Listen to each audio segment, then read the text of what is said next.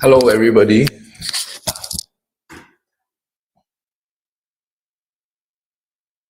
Okay, so we are at 2 o'clock now. So this is the live AMA session.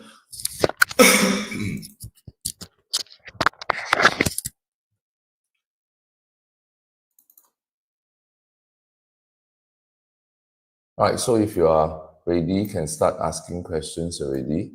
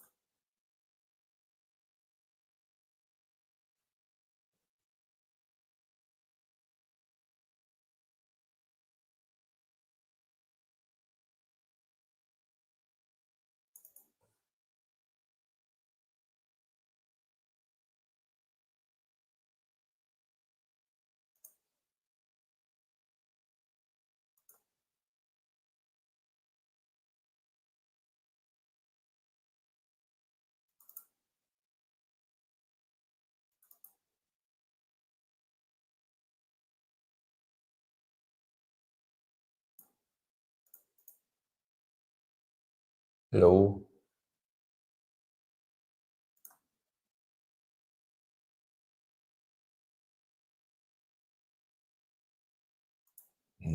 Sorry, trying to find a file.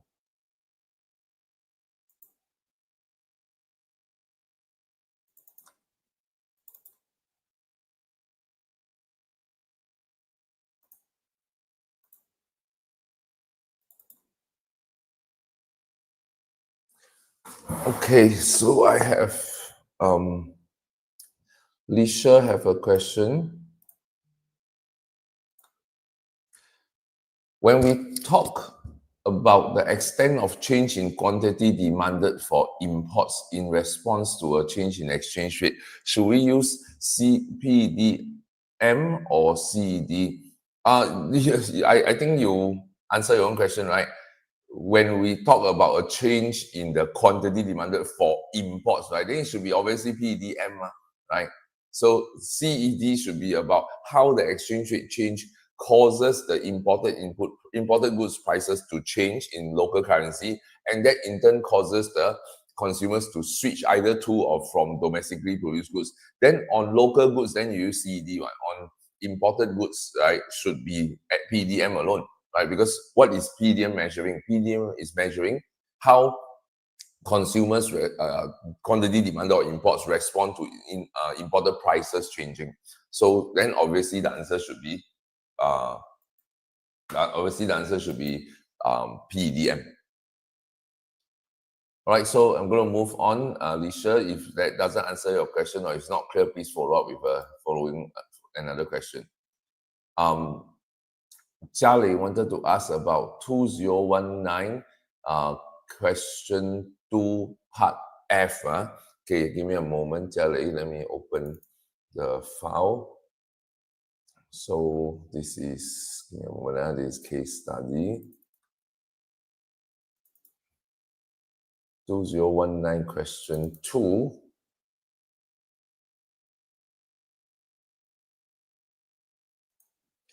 Hang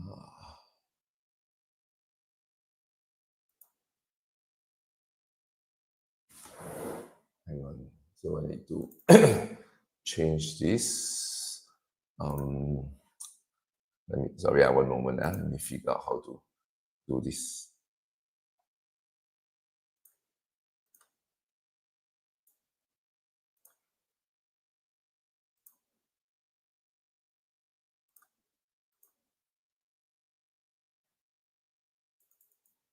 All right, so this is the 2019 question.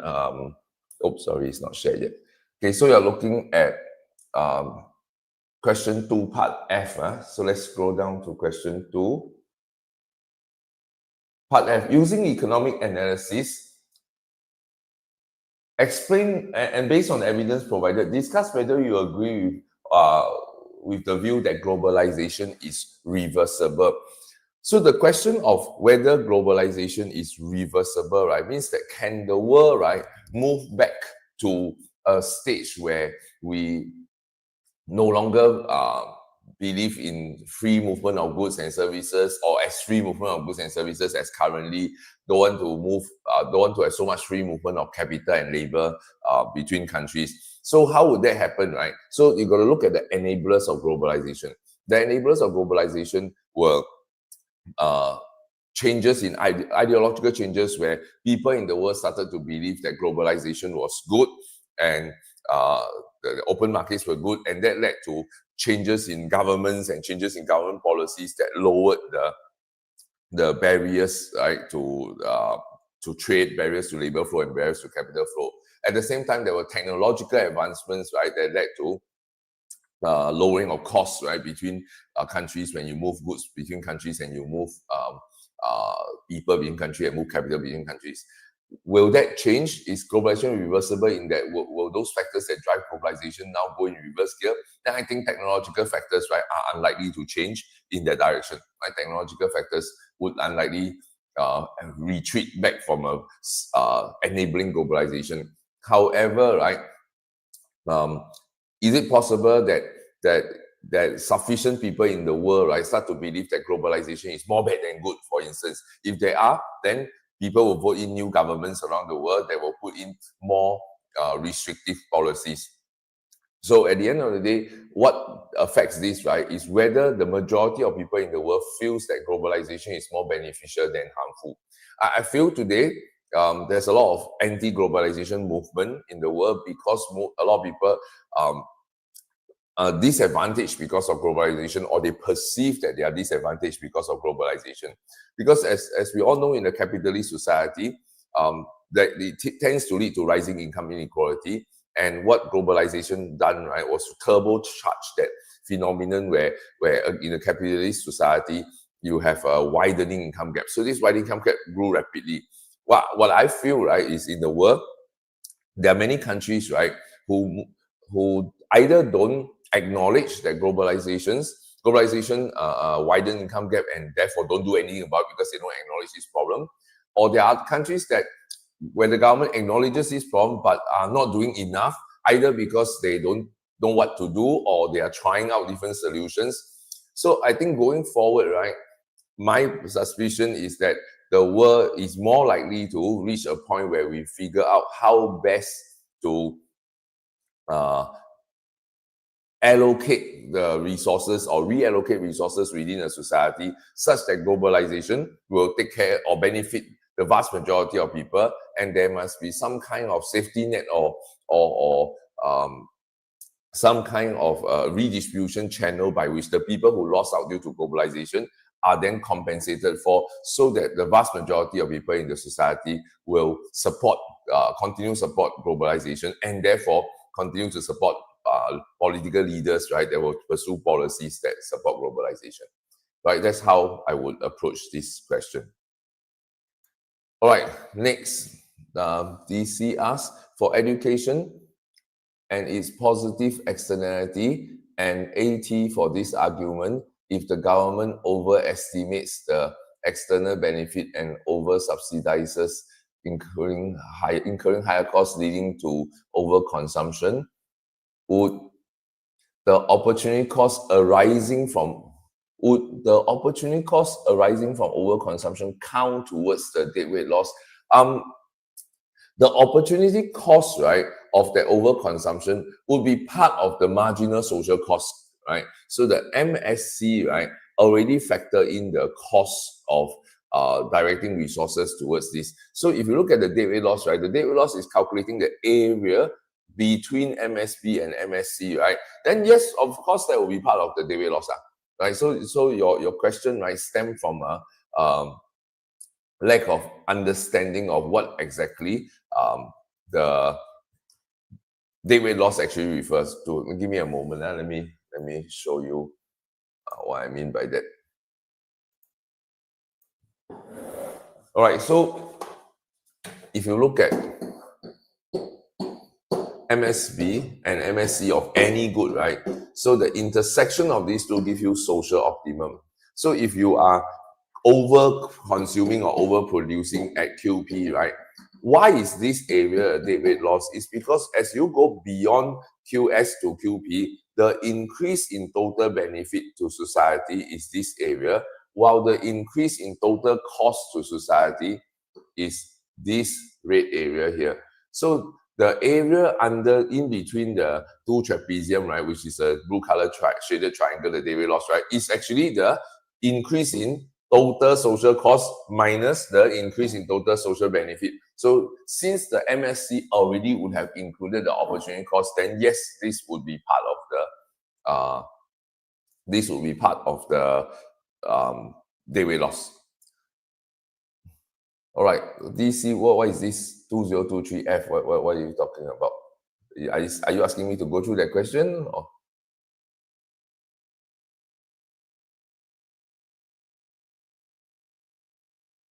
And 2023 question what? I'll wait for you to tell me what you want me to do before.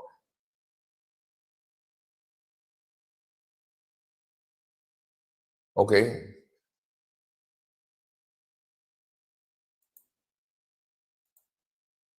All right, next. Do we have another question? Oh, that's the source of the question you had. Okay.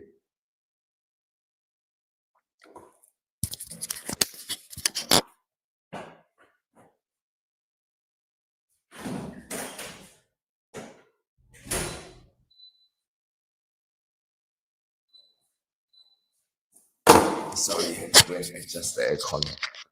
All right. Any other questions do we have?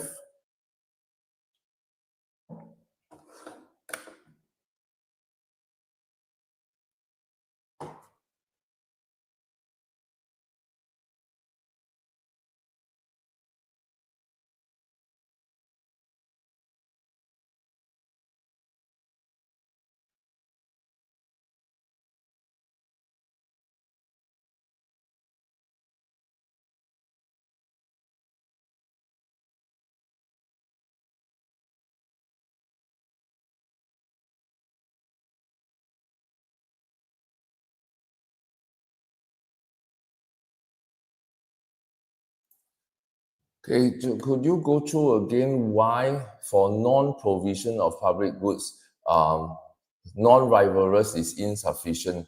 I can go through with you, Joel, but do note that the answer that I'm going to go through with you is not going to be accepted in your school exam tomorrow. So your school exam tomorrow, you need to use the version that your school is teaching, right? But since you are asking, so then if you have non-rivalry, the way it is taught in your school, non-rivalry implies that once the good is produced,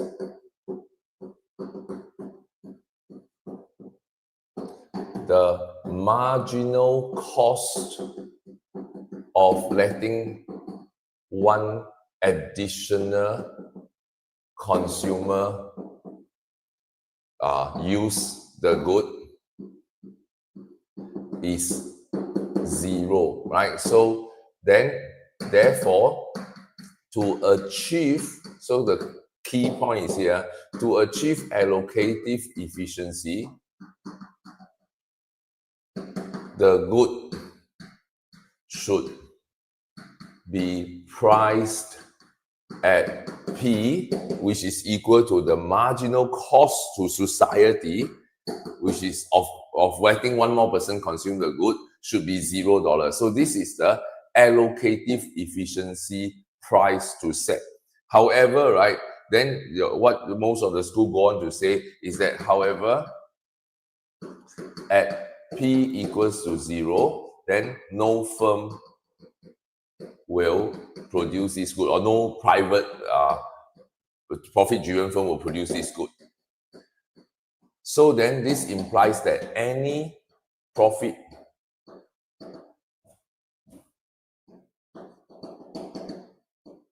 motivated firm will produce at a positive price, meaning P greater than 0, and the implication of it is that quantity produced and consumed must be less than social optimum. And this implies allocative inefficiency.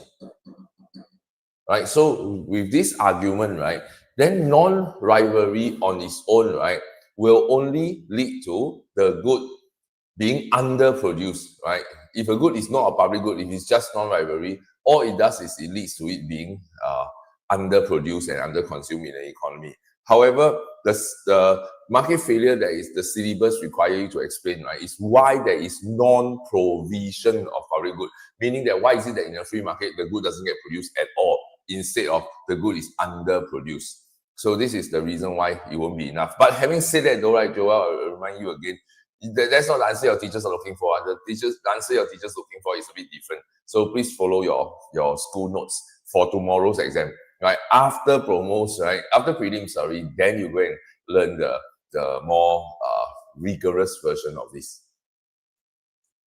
All right, then Misa, whoever Misa is, could you go through the CSQ question and this CSQ question analysis, discuss the extent to which deglobalization will, oh, sorry, I didn't share my screen just now. Shucks. I'm sorry, Joel. This is the screen that I was going through just now. So maybe you can relook at it later. Sorry about that. Okay, so Misa says, there's a question, discuss the extent to which deglobalization will affect small economies more than larger ones. Okay, so let's analyze this question. So this discuss the extent to which, so deglobalization will be like your events, right? So an event will affect some countries, right,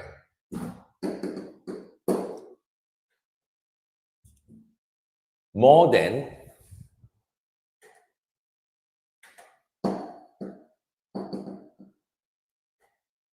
some other countries.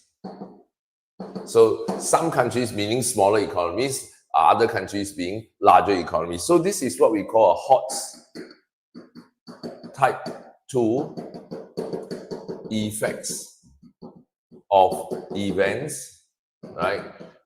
Question where you are given one event, right, and you're supposed to explain effect on one type of country and effect on another type of country. So the first one will be the small countries, the second will be on another type of country. So when we talk about countries, right, so what I mean by effect on countries? So what variables am I looking at? So effect on countries, most commonly we think of in terms of macro aims, right? So whether GDP, growth rate, unemployment, inflation, balance of trade, right? How might this be affected? If you want, you can even extend further, right, to other things. But given that this is a case study, I presume, so that means the maximum this will be for about 10 marks, right? So you probably don't want to go beyond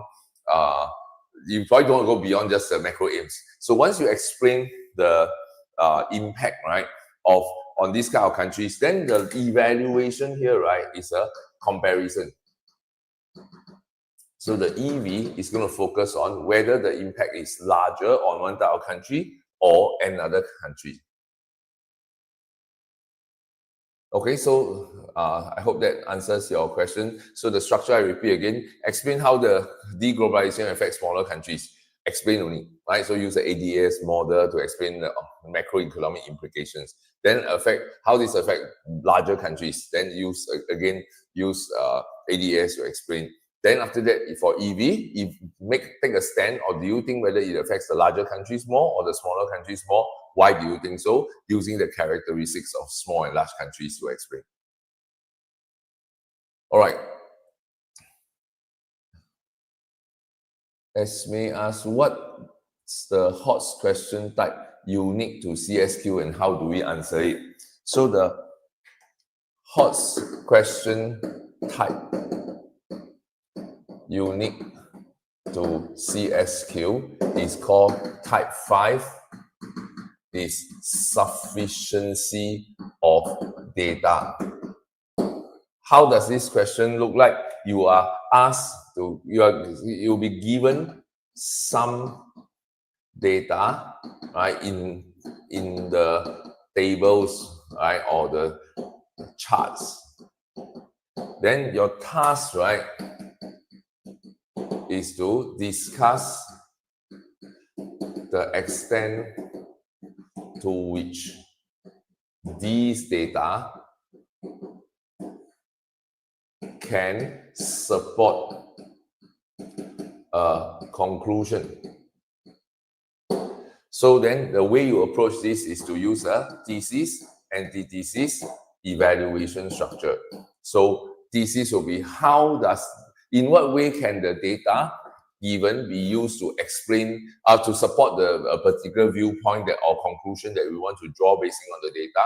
Antithesis will be, why might that conclusion that we're trying to draw not necessarily be true, right? Maybe there are assumptions we will have to make when using the data to draw the conclusion, and those assumptions may not always be true. And often it could be because there's insufficient data to corroborate whether those assumptions hold. You can also, as an antithesis, question the validity of the source of the data. So the reliability of the source, rather, whether the looking at the extract at the bottom, right, where's the source of the extract or the table, do you think this data is from a reliable source? That can also be discussed.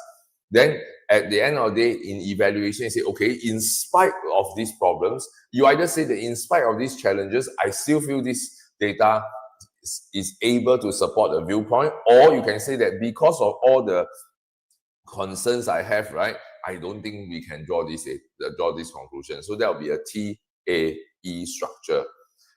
In terms of mark allocation, right, this is a very special class of question in terms of HOTS question. It can go as low as 3 marks. Right? I've seen as little as 3 marks asked in a high order sufficiency of data question, where you have 1 mark for thesis, 1 mark for antithesis, 1 mark for evaluation, where the data set they are testing is a very narrow piece of information, right? To what extent does the changes in Gini coefficient shown in table 1, right, suggest that something, right, suggest that income inequality is improving in the country, for instance, right? So very, very narrow data set for 1 mark. But you can also, I've also seen as high as 10 marks being given for such a question. Only 1 time this has ever happened. Where they use 10 marks for sufficiency of data. Most of the time it's around 4, 5, or 6 marks question in this kind of situation, right? So the structure is thesis. How might the given data be used to support a particular viewpoint? Antithesis. Why might this data not be able to support that viewpoint? And evaluation. What's my final stand? Okay, I'm getting messages from a few of you on WhatsApp that I'm not sharing my screen, but I think that was just now, right? You guys can see my screen already, right? You should be able to see my screen now.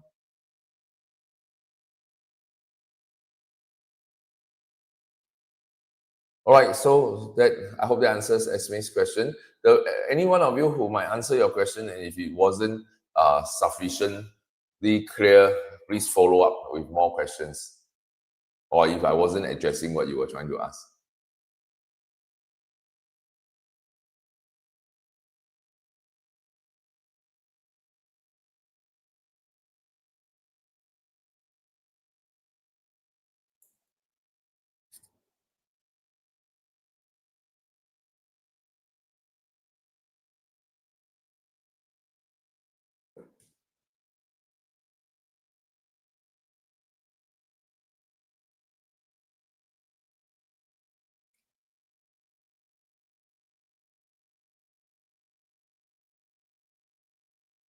Okay, we'll wait for the next question to come in.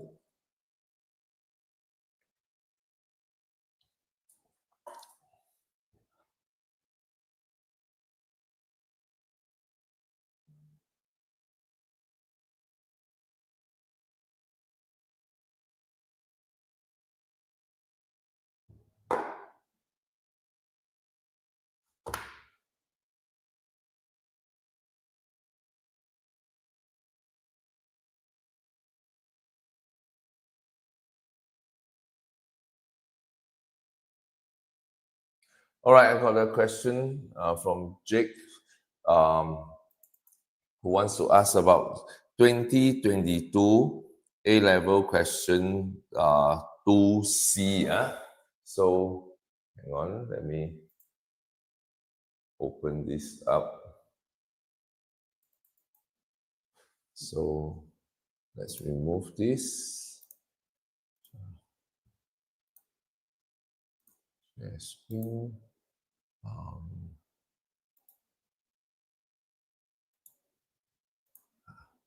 Is it this screen?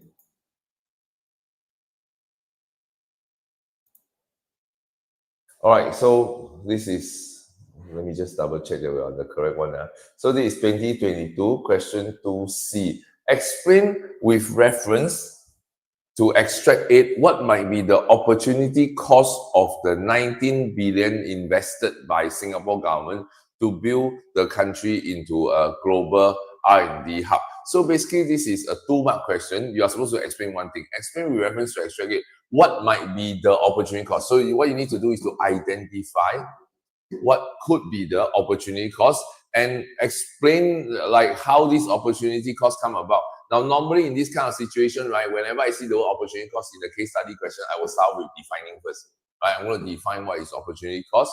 So opportunity cost is defined as the value of the next best alternative foregone. So if you go up to extract aid, right, then you find that extract aid talks about how spending $19 billion, which is here, to build a country into R&D hub, etc., etc. There was no mention whatsoever as to what might have been opportunity cost. So basically, there is nothing you can draw from extract aid, right, as the source of the information. So what you are supposed to do is then extrapolate from here and say, if the government will spend $19 billion, what could they have done with the money? What else could they have done otherwise with this $19 billion? So most typical answers given by students, right, were about how the money could have been spent, let's say, on education or healthcare, etc. Right? So this would be the typical ways in which students answer the question.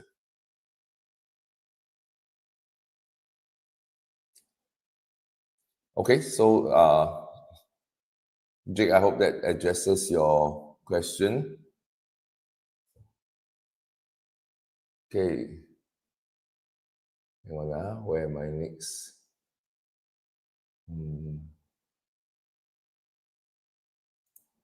Okay, so I have okay, so continue. Jake, can you try to type into the thing, because I have to run around looking at like phone and looking at the screen. Okay, so anyway, Jake is asking, why did the question say with reference to extract aid, right? The reference to extract aid doesn't always tell you that the answer is in extract aid. It's just that extract aid has the idea of that $19 billion spent. So they from there extrapolate out. So then you ask me, isn't that quite misleading? Yes and no lah. Yes, it's misleading because you are not familiar with the way Cambridge asks questions, right? So if you are familiar with the way Cambridge asks questions, right, then you'll be like, oh, okay, it's not misleading, right? So it doesn't always, when they refer to extract aid, it's just that they branch out from that extract. There's some information, then they have an extension question. That's very normal, actually. All right. Mr. asks, how does deglobalization affect small and large economies differently? I think here the presumption, Mr., is that if you are a small economy, right, then trade, right, becomes a larger component of your economy. So, for example, in terms of your AD, right, your aggregate demand, the external sector, external components like export and imports, right, play a bigger role compared to domestic components of CNI, right? So that could be some that'll be a way in which the difference in the impact might be felt. Second, small economies, right, tended to also be less self-sufficient. That means they also, in terms of inputs and raw materials, so they are also more dependent on imported factor inputs compared to large countries. Now, not to say that large countries are not dependent on imported inputs and stuff, just that the degree is different, right? So the extent to which they are dependent on imported stuff varies. All right. So I hope that answers your question, Misa. Jia Lei asks, explain one possible reason why. Okay, hang on. Let me switch back to my other screen first.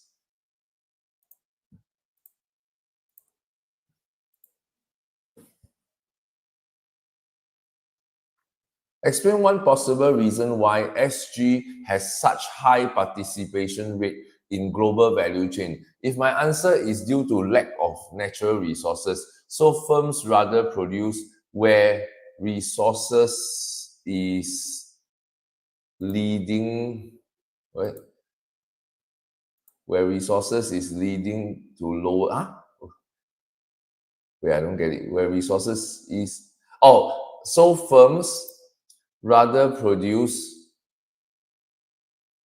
where the resource is. You mean where resources are? They rather relocate to places where there are high amount of resources.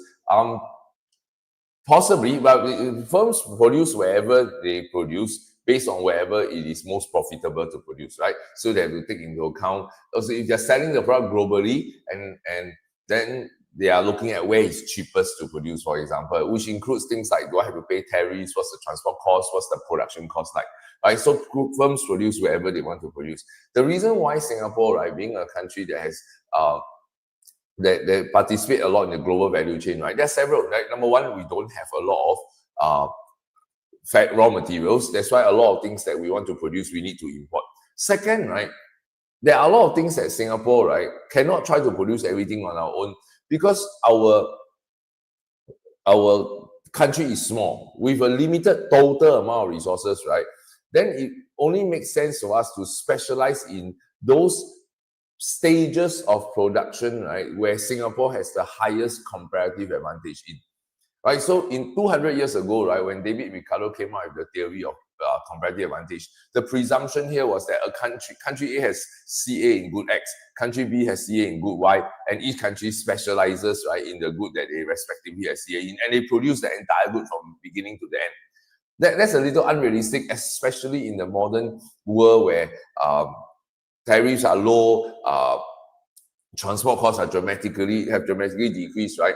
Then comparative advantage no longer manifests in whole goods level, but manifests in processes. So countries like Singapore would now zoom in on producing narrower and narrower parts of the production process where our CA is particularly strong in.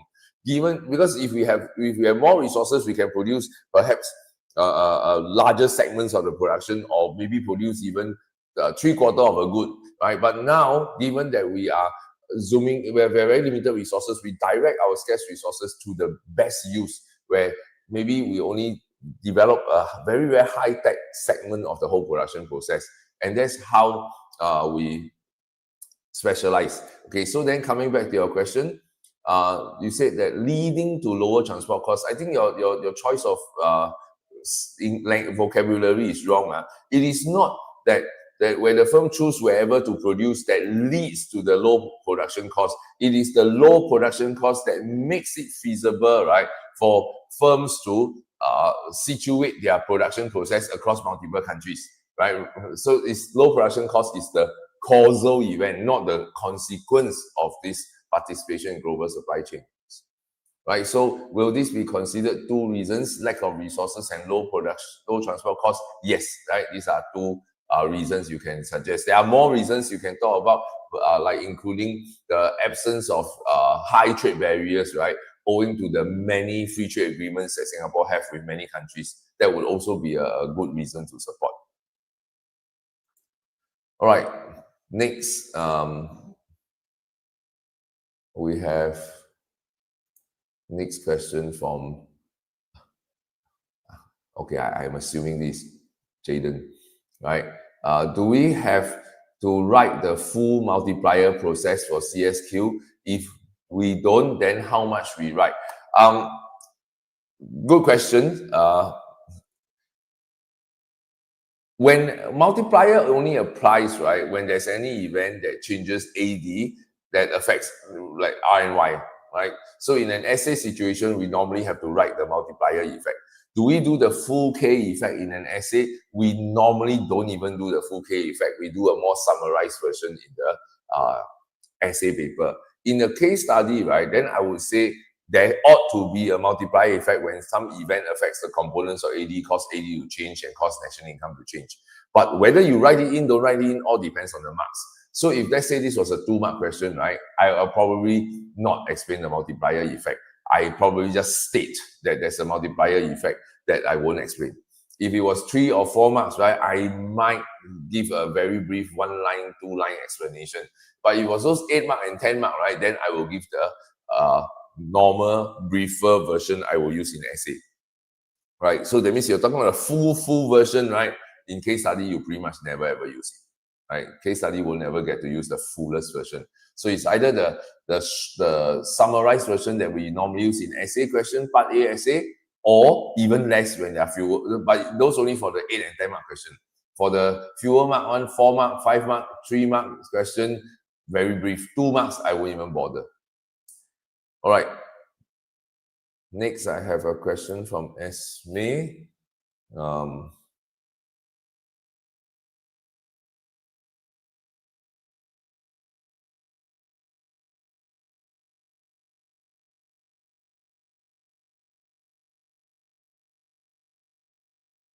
Marshall-Lerner condition is brought in when PED of imports must be inelastic to decide BOT is favorable or not.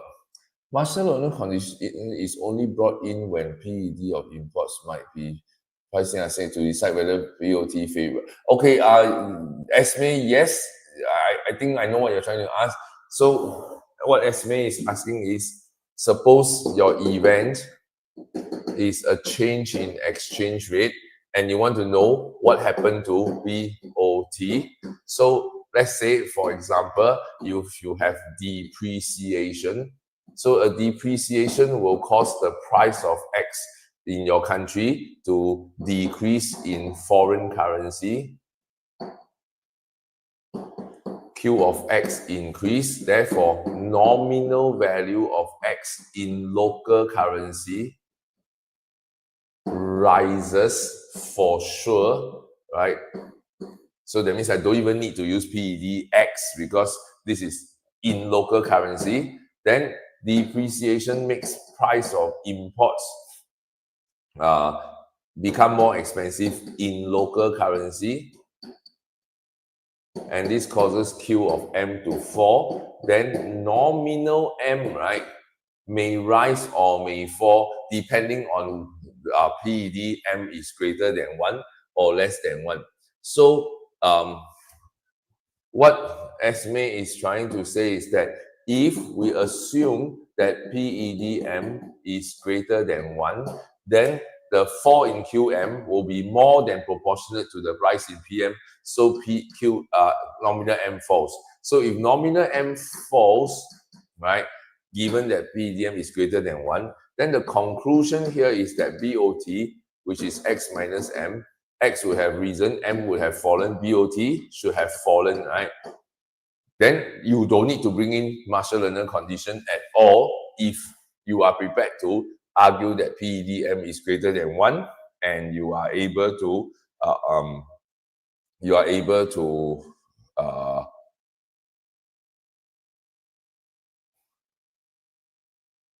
justify your assumption of why you think it's the case. So having said that though, right, so Esme, in your situation now, in this question, right, you cannot easily justify this if it was Singapore context, right? If this is a Singapore context question, then you probably have to argue that PEDM is less than 1. Then in this case, Marshall-Lerner condition needs to be brought in. All right, hang on, I got information that some of you cannot comment because you are not subscribed to my YouTube channel, so you cannot make comments. Give me a moment. So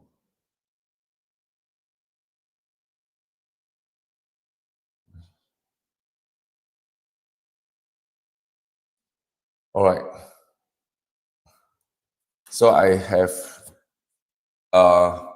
changed the setting now that you should be able to ask questions by keying in already, even if you are not subscribed to my channel. And you can try this. Whoever couldn't earlier can give it a try, see if it works now.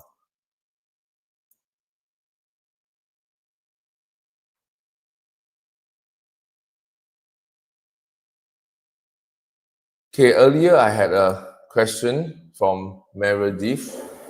I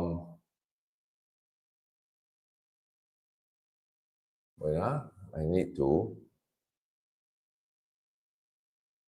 give me a moment. It's a bit messy. I need to find out.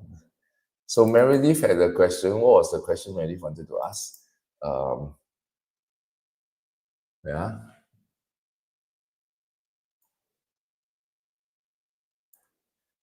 Okay, I think this is the question.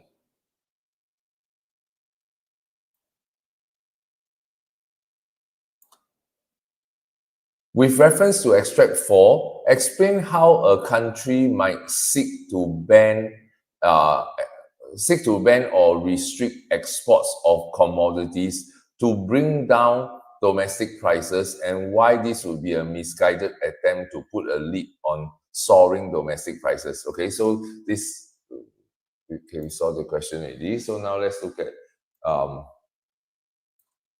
the question that Meredith wanted to ask. Okay, so she's saying that why for export bans, we cannot mention that it leads to fall in export demand and hence AD. Wait, does it say you can't? Does it say in the answer key that you can't, Meredith? Explain how a country might seek to ban export commodities to bring down prices and why.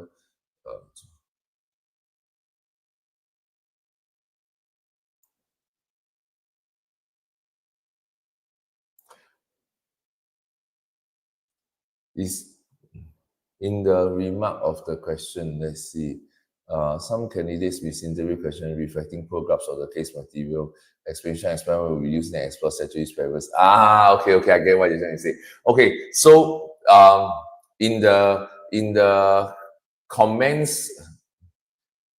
Okay, so anyway, just for the benefit of everyone, right? So this question was talking about, I think, one of the past year school exam question where they talk about why there's why a country might seek to export to ban export or restrict export, right, in an attempt to bring domestic prices down.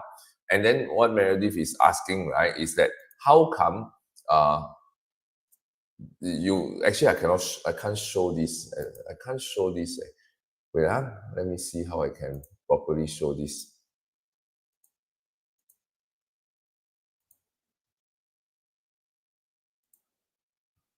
Let me find. Okay, I should be able to show this now.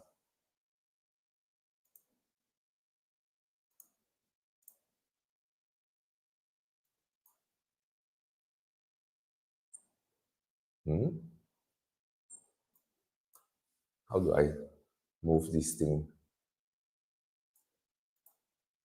Oh, wrong. Sorry, one moment. I'm very lousy at this. Sorry, very noob.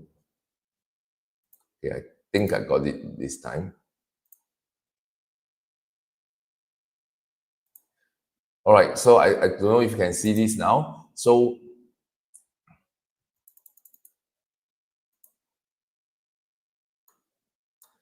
what Meredith was asking was, why can't we explain the export ban is to reduce X, reduce AD, then your demand pull inflation fall, right? As a way to explain why export ban will help lower prices. And then the examiner's comment in the school's answer key, right, said that was a common error.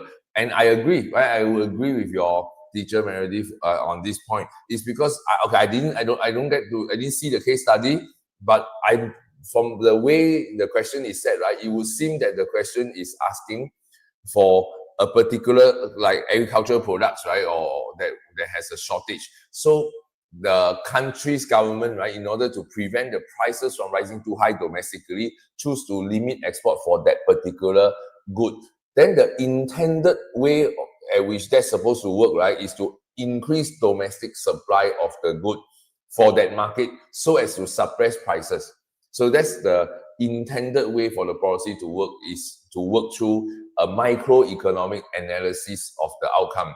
Now, what you're doing, right, is you're trying to go into a macroeconomic analysis to talk about prices of general price level of goods and services, which a restriction on the export ban of a particular good or category of good may not be enough to shift the AD by a very large extent to have a meaningful fall in GPL. Right? In any case, that was not the intended objective of the question. Right? I assume, because I didn't get to see the case study, but based on the way the answer key is written and based on the wording of the question, it would seem that this is more a micro focus than a macro focus that you are trying to answer. Right, so good question though. So one of the skills that students need to develop in the exam, right, is the ability to recognize what is the concept the examiner is trying to test. In this case, right, it would be kind of obvious that they're trying to test a more microeconomic analysis. All right, so I hope that addresses the question that Meredith have. Okay, then who's next? Ethan. Question is, discuss whether waiving intellectual property rights for COVID technologies is justified. Is this a market failure question? I don't know if it depends on the context of is this a case study? Is this an essay question? Let me check now. Ethan, you might have sent me a... Oh, this is a case study question. Extract 2 suggests that government should waive intellectual property rights for COVID fighting technologies.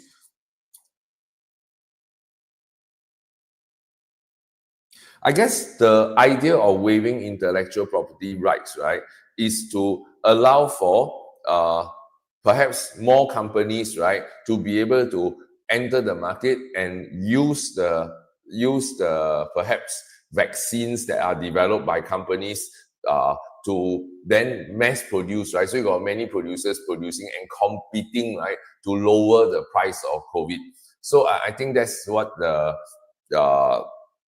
argument is about. So I feel it's more of a market structure issue about removing barriers to entry to allow entry of new firms to inject greater competition, and that greater competition in turn lower prices and make the vaccines more affordable and more readily available to governments who want to buy it, right? So perhaps that might be a focus of the case study. However, right, in terms of the antithesis, because the question says discuss whether this is justified, then the antithesis, right, you can talk about it from a market failure point of view. So the thesis more from a firm's point of view, from a market structure point of view, antithesis more from a market failure point of view, where the removal of the intellectual property rights, right, would then set the signal, right, that your technology, once it's developed, right, new companies, right, can freely copy, right? So then it becomes that your once your knowledge is developed in terms of how to make a vaccine, for example, it becomes non-excludable, right? And bring back the formula to make the vaccines being information is also non-rival. Then this creates a situation that is akin to a public good context, where no firm, right, in the future have the incentive to go and spend millions or hundreds of millions of dollars to do R&D to develop a cure for disease or a vaccine for a virus, right? If they anticipate that governments, right, might, in the name of health, healthcare outcomes, right, or protect public health, in the interest of public health, waive intellectual property rights, then this can become a problem for the industry in the long term. Okay, so Ethan, I hope that answers your question. So it's TC side, I will use more market structure analysis, and TDC side, I'll use more market failure analysis. Okay, Huaren, if I'm talking about market failure in the solar powered industry, and I want to say MEB of producing solar energy, do I talk about negative MEC or I don't quite get what you are talking about in terms of what do you mean by talk about negative MEC or MEB. So if you're talking about solar energy, so when you produce solar energy, presumably you are saying that we are not burning fossil fuel. So the benefit to society of solar energy is less emissions, right? Then that will be reducing the external costs caused by fossil fuels. You can classify this as a external benefit of using solar energy or producing solar energy, right? So that if that's what you are asking, then your next question is, when talking about externalities, do I park everything related to producers under MEC, MPC, and MSC, and everything else for consumers under MEB, MPB, MSB? Okay, so Huaren, I don't know who you are, but I cannot answer your question directly because I don't know what school you are from. If you are from RI, right, then my answer is yes. The answer to your question is yes. If you are from HCI, then the answer is no, right? Because the two different schools use different models in the way they teach externalities. So one school uses a more demand-supply framework, but Raffles uses a demand-supply framework. Then in this case, your answer will be correct. Everything that about producer side, right? Everything that everything that is a production externality is part under the supply side. Everything that is consumption externality is part under the demand side. However, Hwa Chong in more recent years have switched to a more a model that is based more on the private benefit and private cost of the economic agent. So if it's consumption externality, they use a consumer rational decision-making diagram. If it's production externality, they use a firm's decision-making diagram. So that varies. So the fact that you ask the question that way, I'm going to presume you are from Raffles. So if you are from Raffles, then the way Raffles draw any positive consumption externality will be D equals to MPB. MSB is higher. But if you have a negative consumption externality, then you have D equals to MPB. MSB is lower. So as long as it's a consumption externality, in those students from RI, your school uses this model. So this is how RI does it. But everyone else, every other school has a slightly different model, right? So when it's positive consumption externality,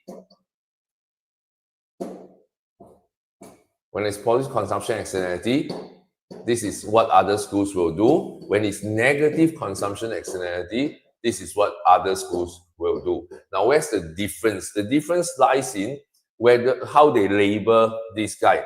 So in other schools, right, this is MPC of consumers, right? But if you go to Raffles, right, this MPC is MPC of firms, right? So different schools have different model that they adopt for the way they treat this. So therefore, if it's a RI model, or rather demand supply model used by RI, then Huaren's statement will be correct. So what happens at A-level? At A-level, Cambridge has indicated they will accept either approach, right? There were some years that they show they prefer the one that other school uses, but they generally accept both, right? The recent 2020 case, there was a comment in the examiner's report that they accept both. All right. Oh, thank you, Baron. Yeah. I feel like I'm in a zoo also. All right.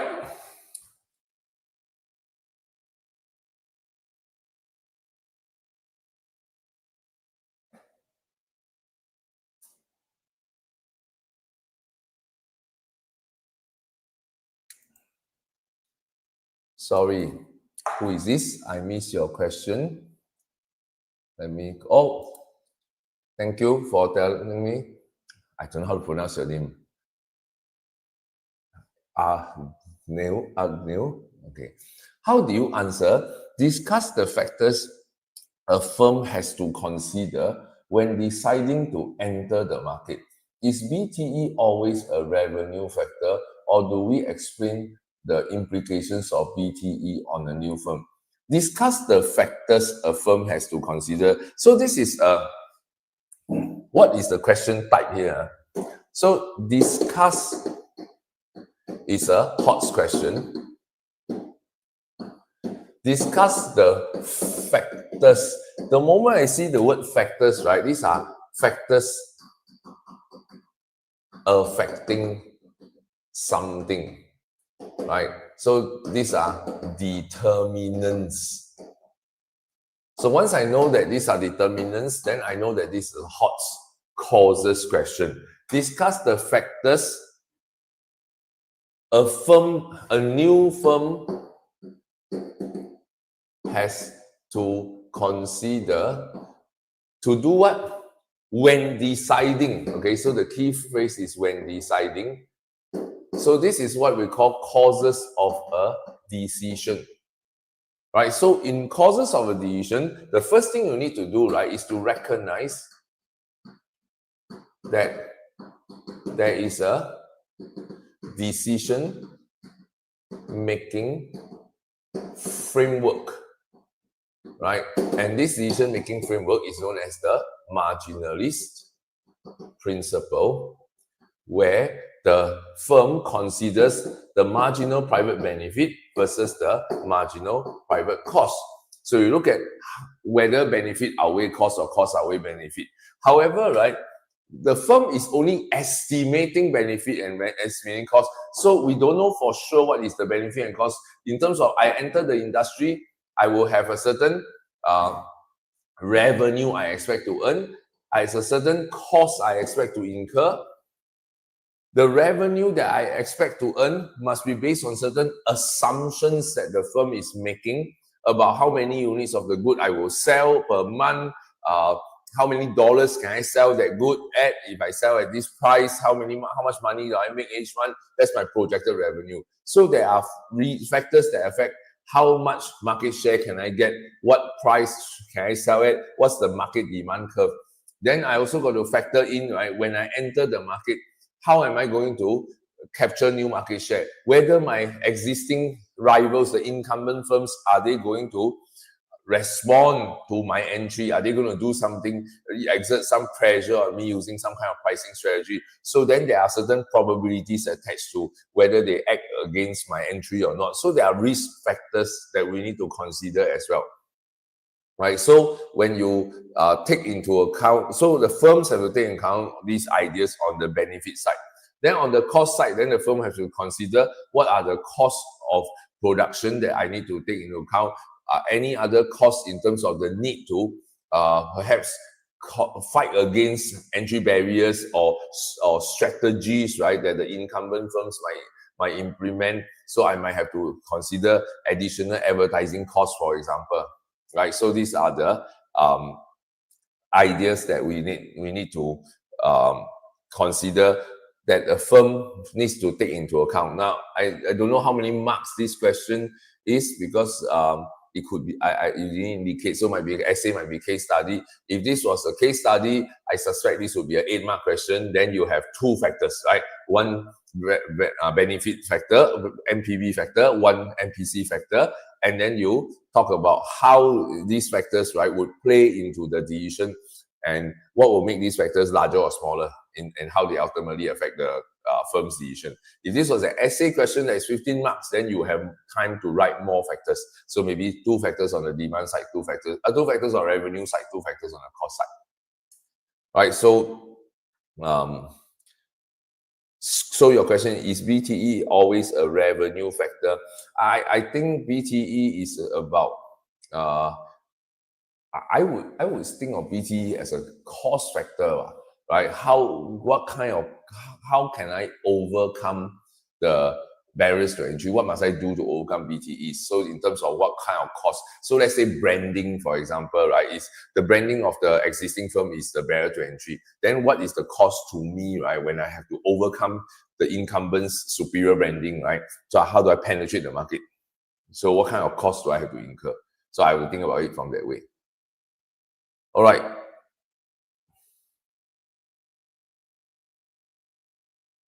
Trevor. Nice profile pic, Trevor. I think we had not enough time to go through in class yesterday, but could you go through the policies to fix the lack of potential growth, unsustainable growth, and inclusive growth? Trevor, you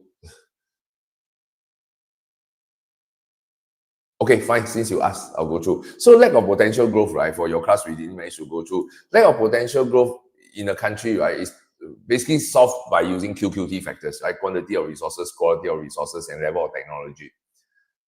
The most important policy a government should use to address lack of potential growth in a country has to be dependent on which country we are talking about. So, for example, in a country like India today, right, they have a very large population of young workers, right? The problem for them is cannot be lack of quantity of labor resources. So for them, for this country, then the solution has to be tied to which is the greatest impediment, right? Which is the greatest impediment to potential growth. And for various countries, it's different. Currently, in Singapore, the biggest impediment to potential growth is population, right? It's labor force, size of labor force. So this is why Singapore needs to focus on raising labor force, both semi-skilled as well as high-skilled, attracting talent, for example, right? But you go to India, that's not their biggest issue. Their biggest issue is perhaps infrastructure development. So the most important policy to help, so the policy ranges are QQT, policies to raise QQT. The most important policy for each country depends on each country's greatest impediment to potential growth that you focus on that is country specific. Now, for sustainable growth, right, then if you take Singapore example, right, if our greatest impediment to potential growth is labor force, right? So we keep adding more people, right? We import more and more talent into Singapore, and the population will grow. Then this increase in population put stresses, right, on the society on many levels, right? Stresses in terms of overcrowdedness, stresses in terms of competition for jobs, right? People feel that a lot of foreign workers have come in to compete for a job, and places a lot of stress on local workers who feel that their jobs are being stolen by foreigners. At the same time, right, there are also environmental considerations, right? Stresses in terms of fighting for space, right? In terms of kindergarten spaces, primary school spaces, people competing for recreational spaces, right? And so the overcrowdedness create such space and resource constraint. Then on top of that, there's also greater energy usage with more people. With greater energy usage, there's greater energy production. Then there's more pollution, right? So then there's another consideration. There's more waste. As consumption increase, waste increase in the country. Then waste disposal, incineration of waste. All this has environmental implication. So this pushes us to a very real problem of sustainability. Can we use this method of adding population to make it into a sustainable growth path for Singapore? Then there's a consideration that we need to address, right? And then non-inclusive growth is about what I mentioned earlier, about how as a country, its economy grows, right? Very often, income of the rich rise faster than income of the poor, leading to widening income gap. At the same time, then, globalization, as I said, turbocharged this rising income gap. So what policies does Singapore government use to deal with this? Singapore's policy is to use the progressive wage model, which is essentially actually two key policies. The first policy is to set the minimum wage on low-skilled workers in selected industry, but at the same time to prevent that from causing cost-push inflation, or at least trying to prevent that from cost-push inflation, the government focuses on the second set of policies aiming at raising the productivity of those workers. So the PWM, right, combining these two aspects is what is the policy that Singapore targets at. So going back to unsustainable growth earlier, I missed out. Policies here will involve working towards greener technology, like how Singapore, right, seeing that we have a greater and greater need, right, to generate more electricity to support a larger population, then we shifted from burning oil to now burning natural gas, which is less cleaner. It's not clean, but it's less dirty than natural oil. But going forward, right, we are trying to develop solar energy, right? As I mentioned before, in Singapore's green plan that was announced, right? We are actually building one of the world's largest solar farm in Australia and trying to send the energy back.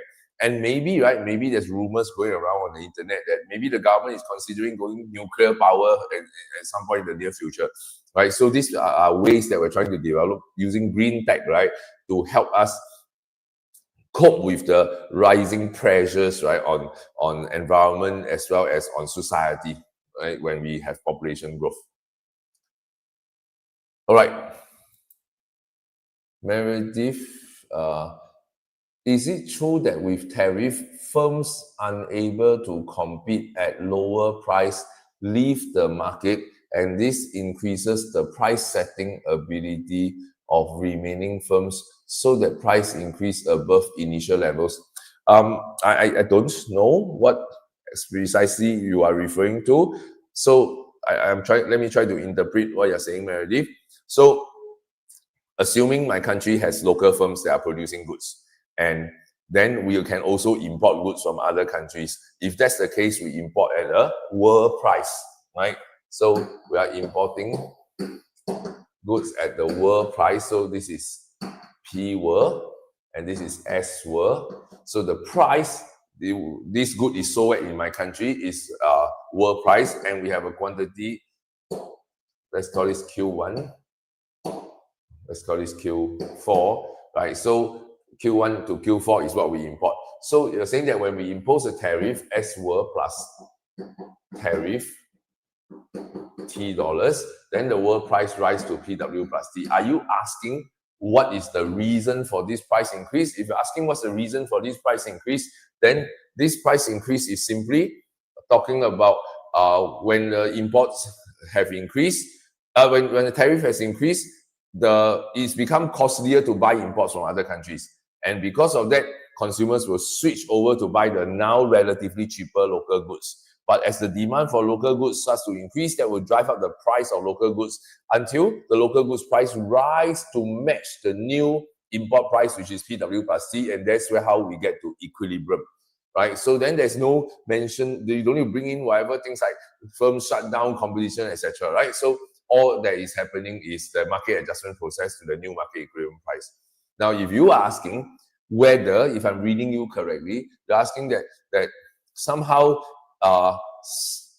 firms cannot compete at lower price. Who are these firms who cannot compete at lower price? With tariffs, right, your price are rising, right? Well, so why would there be a lower price that cannot, who is not able to compete at lower price?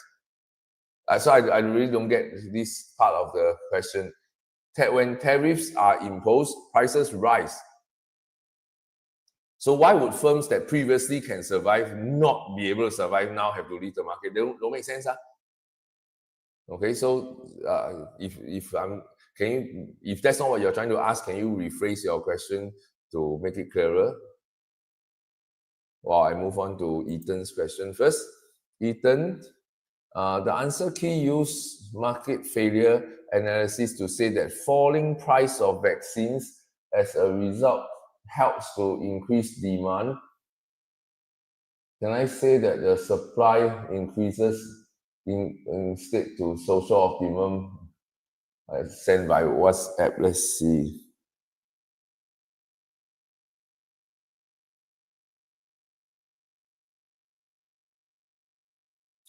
I think there is no conflict here. There's no conflict here because, Ethan, what you're saying is that there is an increase in supply of vaccines as you remove the intellectual property rights on vaccines, allow more firms to enter the market, right? Then you're saying supply increase and price falls, right? Then the answer, according to what you said, the answer key said the price of vaccine falls. But what caused the price of vaccine to fall? This is your increased supply, right? When they say helps to increase demand here, I think they mean increase in quantity demanded, right? It's movement along the demand curve, not a shift in supply curve. Oh wait, you're showing me that the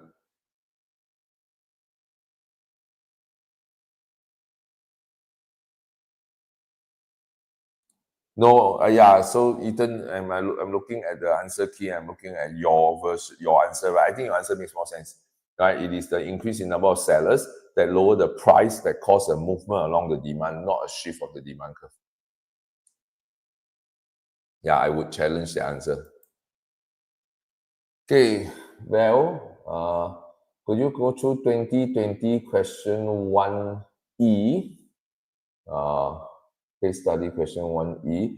The CCS finds chicken product market, finds and ride-hailing market. Okay, hang on. Let's open the file first. CSQ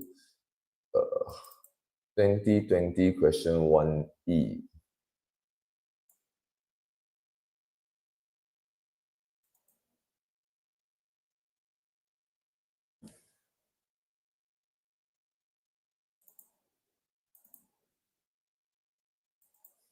Okay, so let me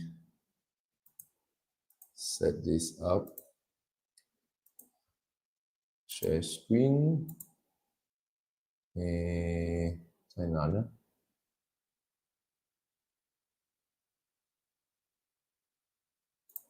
This one? Okay, so this is the CCCS thing, right? Okay, so let's look at your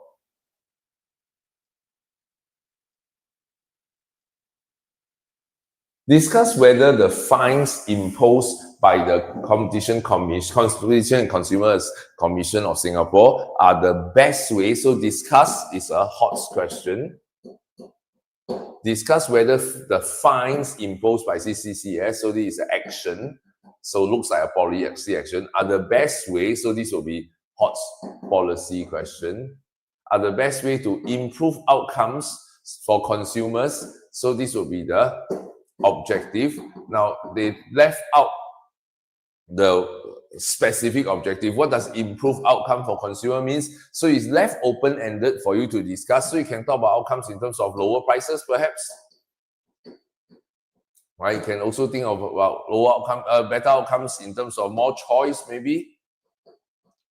Right? You can also from here link to consumer surplus even. So lower prices, higher quantity consumed. So you can look at it from variety of interpretation of what improve outcomes. But nonetheless, it's discuss the fines imposed are the best way, right? So you got to think of this as policy one, right? So then your essay structure for this question, right, will be a R1, which is your fines. R2, you have an alternative policy you got to present. And then inside R1, you should have a thesis and antithesis. So thesis explain how the fines work, and antithesis explain the limitation of the policy. Because of the word best, here you can use any limitation of FEAST, don't have to be restricted to effectiveness. Is there an interim EV? Given that this is only 10 marks, I recommend you don't do interim EV. You just go for overall EV, where you evaluate whether you think fines are the best way to help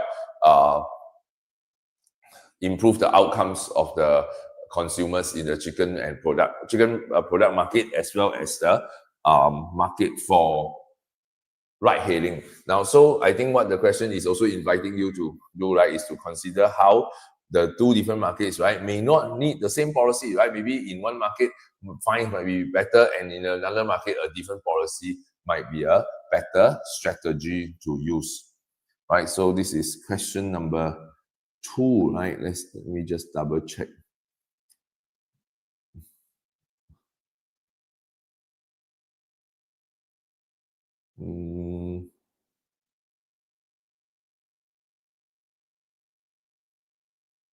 Yeah, so what was the expectation of the examiner was to compare two policies and apply to both the industries concurrently. For policy 1, apply to chicken product market and ride-hailing. Policy 2, apply to chicken product market and ride-hailing. But as an evaluation, make 2 separate evaluations. For chicken product market, for ride-hailing market, which of this, in each industry, do you think the fines are the best way, or do you think an alternative strategy would be a better way?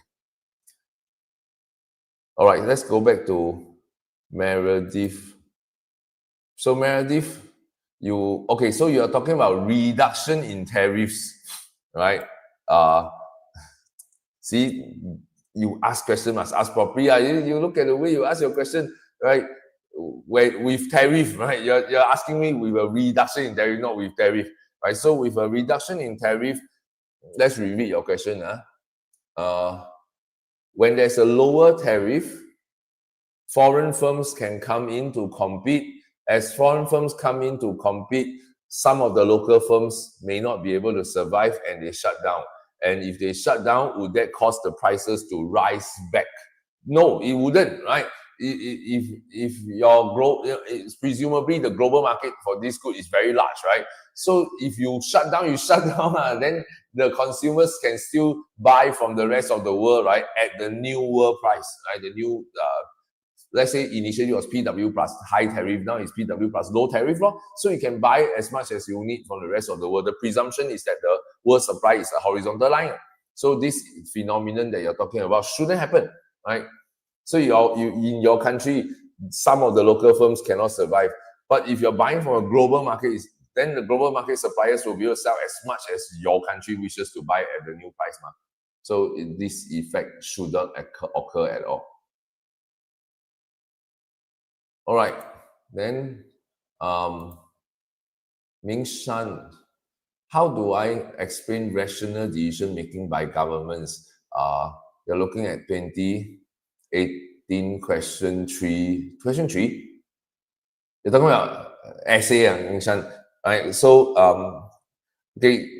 I would prefer actually not to have be going through essay question today, given your case study is tomorrow. But nonetheless, I'll talk about this because they could ask a question on case study, right? They could be asking a question on CSQ regarding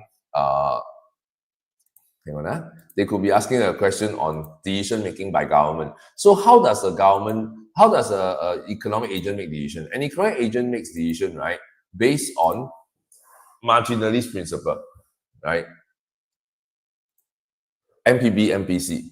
How does a government make decision? The government makes decision based on MSB, MSC, based on marginalist principle. So when the government makes a decision, like the 2018 question 3 question about infrastructure project, the MRT thing, right? So the government say, okay, what's the benefit to society if we build this MRT, right? Then they're going to take into account the direct benefits of people who are using the trains, the people who are residents who are living along the new line, as well as any potential third-party benefits that might arise from this. Then they're going to think about the cost. What is the cost to society? Obviously, the cost to the government, to society includes the cost to the government. Taxpayers' dollars are used to build this. So the costs include whatever opportunity costs that the government has to incur from using these taxpayers' dollars to build the infrastructure project. Then you also got to think about any external costs that might arise, right, from the production process of the infrastructure or after, right, it has been built. What are some of the harmful effects of the infrastructure development on the new train line, on the new expressway, or the new whatever, right, on third parties? So the government's decision making is to weigh benefit and cost. So in explaining how decision making is done, you introduce a framework of marginalist principle for the government, which is MSC, MSC. Then you apply into context here, right, and identify and describe what are some of the MSB and MSC components that needs to be taken into account, and then put the two together and show how the government will therefore decide to build or not build a particular infrastructure based on whether at the infrastructure generates more social benefit or more social cost, right? Then you will need to contrast with don't build versus build, right? For example, if building this infrastructure has a social benefit and a social cost, then you want to show that if I were to build this, the benefit to society will be this area, the cost to society will be this area, then the net gain to society for building the infrastructure looks like this. But on the other hand, right, if the MSB is lower than the MSC, then building the infrastructure at any quantity, right, will result in a net loss to society that would render a project not worthwhile to be pursued by the government.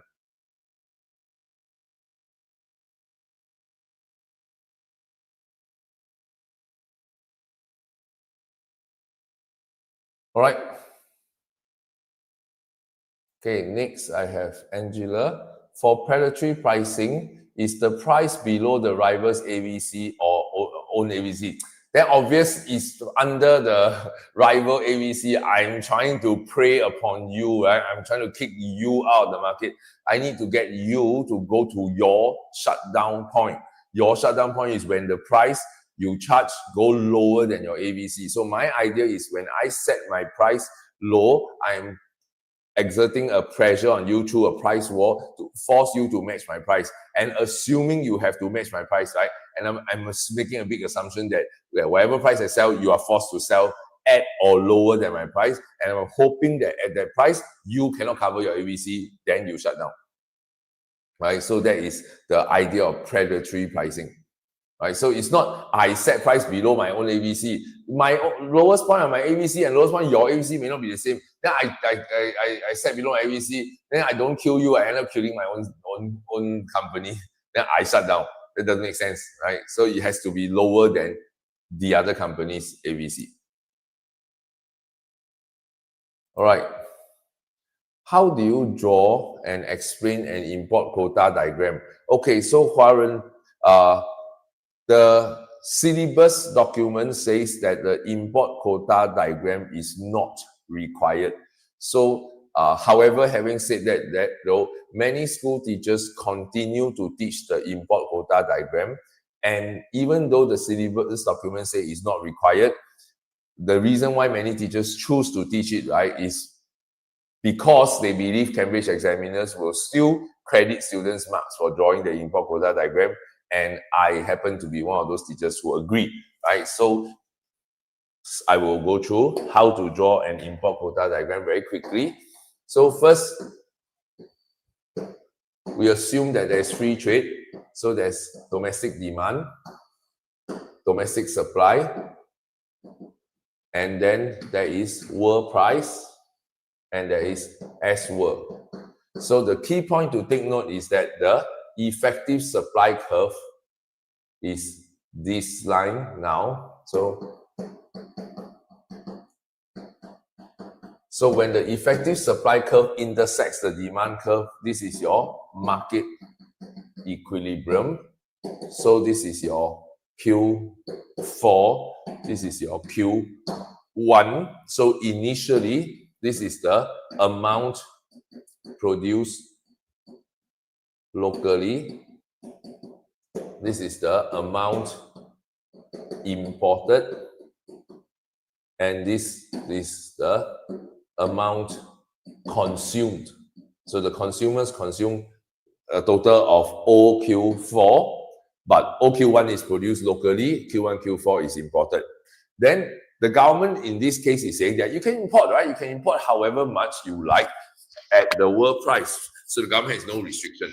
Then the government steps in and says, okay, from now onwards, we're going to impose a quota of, let's say, 500 units. So once we set a quota of, let's say, 500 units, then what the government is saying is that now, with a 500 unit quota set, the amount that consumers can buy in this country is whatever local producers are willing and able to sell, plus extra 500 units more. Right? You cannot go to the world supply curve. So this world supply curve don't exist anymore. So because of this, right, your new effective supply curve is now this red color line. So this is your new effective supply curve. And your new market equilibrium will be this point. So your quantity now falls to Q3, total consumption falls to Q3, but your market price now rises to P1, and at P1 price, local firms are selling a higher quantity Q2. So now after the quota, local firms will sell more to OQ2 and imports fall, right? So if you want to write a summary, so number of units consumed, produced locally, imported. So this is under free trade. This is under import quota. So number of units consumed initially, OQ for under free trade now becomes OQ3. Number of units produced locally, OQ1 now rise to OQ2. Number of units imported was initially Q1, Q4, now becomes Q2, Q3. So there's a decrease in imported units and there's an increase in locally produced units, right? And the price initially was world price, now is P1. So this would be the way we use a quota diagram to explain the effect of an import quota. All right, I'm going to leave this on the screen for a while so you can digest this while I go on to the next question. Are there goods with MSB entirely above MSC? Wait, Oscar, the question don't make sense. MSC is continuously rising, right? MSB continuously rising, then what do you mean by entirely above? Are you asking opposite? Are you Are you saying that are there goods with MSC entirely above MSB? MSB is above MSC, but you'll never be entirely, right? At some point, the rising MSC will intersect the falling MSB, ma? I think you're asking the reverse. Are there goods that MSC entirely above MSB? If that's what you're asking, then yeah, lots of stuff like this, right? Drugs, like K-pods, right, which are vapes laced with etomidate. Then I would imagine MSC is entirely above the MSB. Okay, I think that's what you're trying to ask. Okay, so Huaren, why would supply curve shift? Huaren, supply curve is not shifting. There is no shift in supply curve. So you got to think about it as this. Come, Huaren, please look at the board. Where is your initial supply curve? You are thinking that is S domestic shift to S domestic plus quota, right? That's not what's happening. The supply curve that is shifting is this horizontal portion is swinging up here, right? That's what's shifting, right? So previously, when you buy up to Q1 units, locally produced goods, and you want to buy more, you can buy as many units as possible, right, on the horizontal world supply curve. But now the government limits you to, let's say, 500 units of imports. Then you forcibly bend the world supply curve, snap back up to a positive gradient. That means you can no longer import anymore. You can only buy from local producers. So there is no supply shift, as you were. Is the world supply no longer allowed to exist? So you are thinking, is S domestic shift to S domestic plus quota? It's not. It's S world, this portion of S world bends up to this line. Okay. Next, James, what are the methods or strategies used to obtain profit max, revenue max, and output max? Because the strategy to get profit max seems to get revenue max too. No, totally don't. Right? Profit, mathematically, right, James, profit is TR minus TC. TR is P times Q. If you look at the TR curve of a price setting firm, right, the TR curve of a firm is like this. So at the point where MR is equals to 0, MR, by the way, is dTR dQ, right, which is equals to MR equals to 0. This is the point where TR is maximized, right? Now, profit max, right, occurs where MR is equals to MC. Now, if you look at where MR is, right, MR is a line that is twice as steep as AR. MC usually intersects somewhere here, right? So this is profit max. This is revenue max, right? So revenue max and profit max aren't the same thing. The only one time, right? The only situation where profit max is equal to revenue max is when TC is constant, right? If TC is constant, then the pi dq equals to the TR dq minus the TC dq, right? If this TC is constant, then this guy becomes 0, then revenue max and profit max become the same only in this situation. Okay, so James, I hope that addresses your first concern, that the two are the same, but they are not, right? So then what are the strategies to obtain profit max is to set the price where marginal revenue equals to marginal cost, right? Assuming, of course, there are other conditions that hold. Revenue max is to produce at the output where MR equals to 0, right? And then sales max is to produce at the point where I can sell the largest quantity I can sell with an added assumption that the firm don't earn subnormal profit. So diagrammatically, if I were to draw a firm's diagram with AR, MR, MC, AC, so profit max, revenue max, right, where I sell at this quantity and I charge this price, and then sales max, right? So each of these objectives have a different condition, right?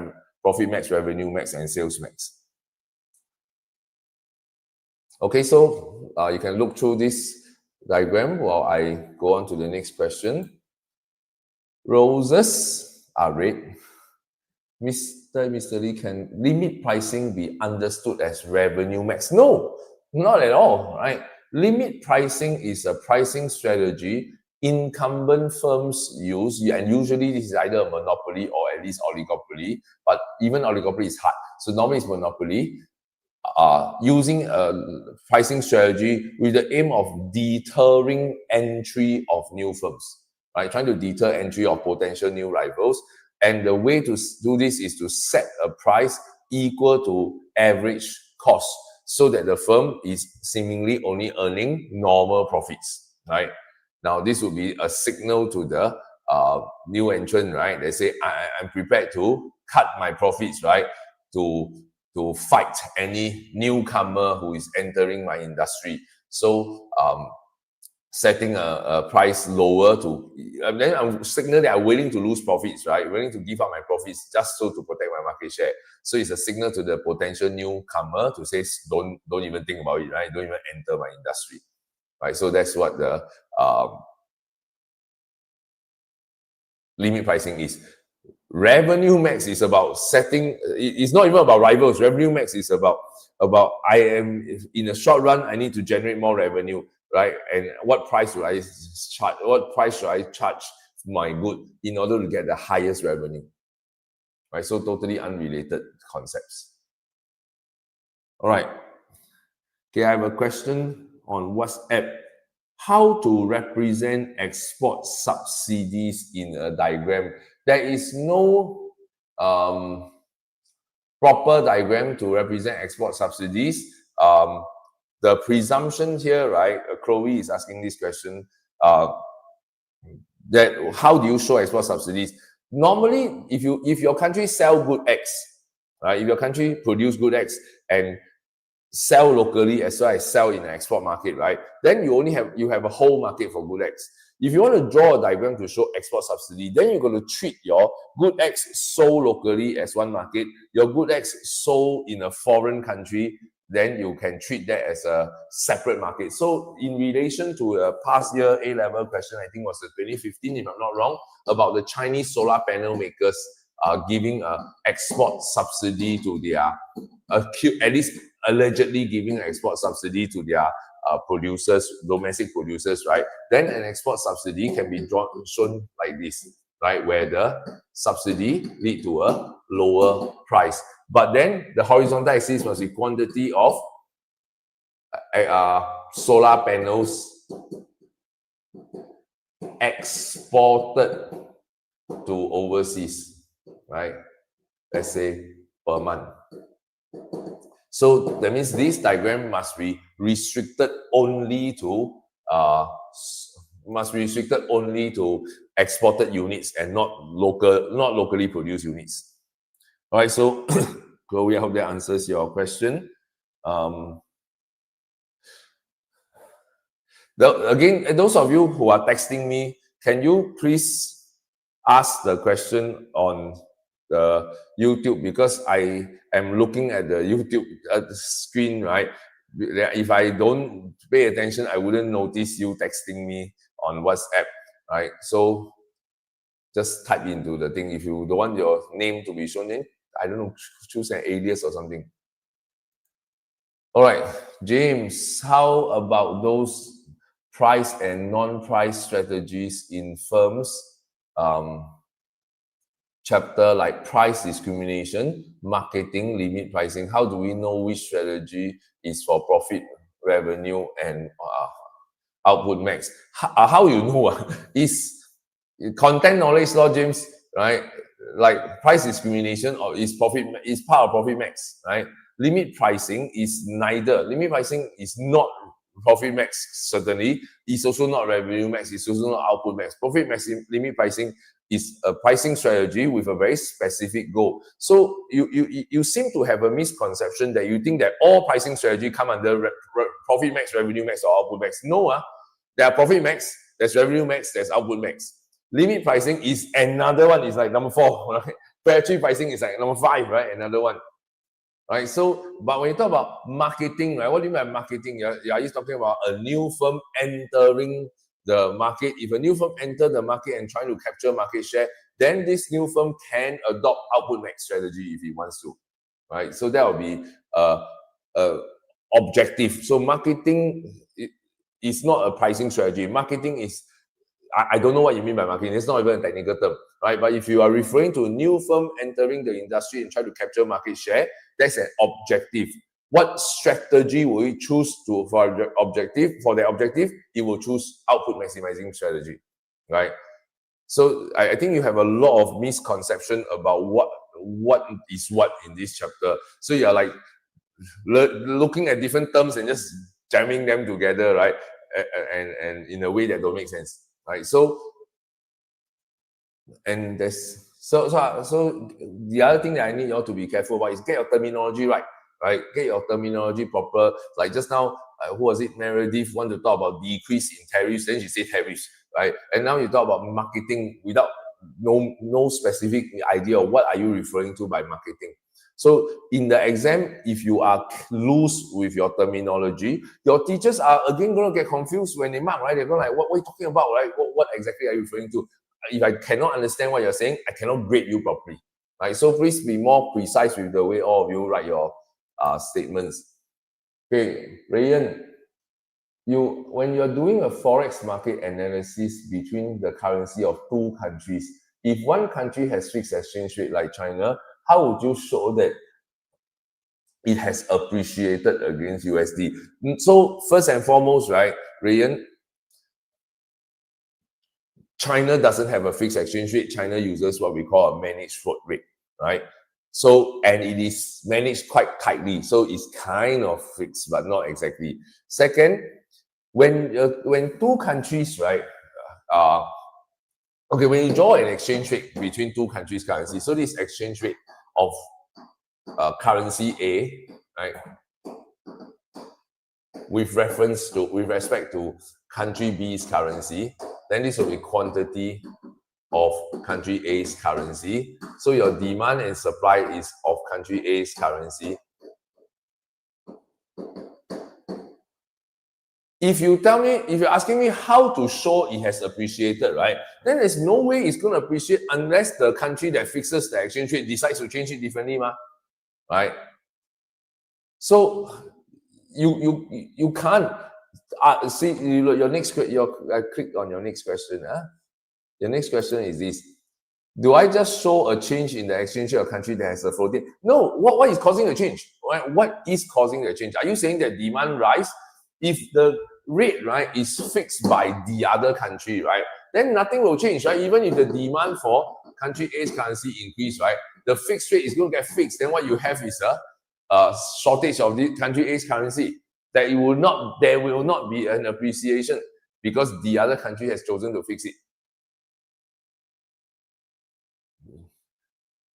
Yeah, I don't know if you understand what I'm saying, Rian. If not, please follow up, right? Okay, Ethan, consumer, producer, and government decision making need to draw diagram or not? Need, definitely need. Consumer, producer, decision making diagram, all will use the rational decision making framework, where you will use MPB, MPC for consumers and producers. For government, is MSB, MSC. That definitely need a diagram. Okay, go back to James. Marketing as in advertisement, like promoting a product. So advertisements, right? So going back, let me just go back to your previous question. So you're talking about, like, how about those price and non-price strategy? How do we know which strategy is profit max, revenue max? So marketing is not even a pricing strategy, right? It's a non-price strategy. Then revenue max, profit max, output max, right? These are pricing strategy. So a non-price strategy would never be classified as a pricing strategy. So when you talk about a firm advertising, right, then it's just advertising. It's not, there's no price, there's no pricing strategy it implies. So a company can be spending money on advertising with concurrently using profit max strategy. A company can also be advertising while pursuing output max strategy, right? Also can be profit maximizing, advertising and marketing while doing revenue max. So one does not imply the other. You can mix and match, right? Different non-pricing strategy, different pricing strategies. All right.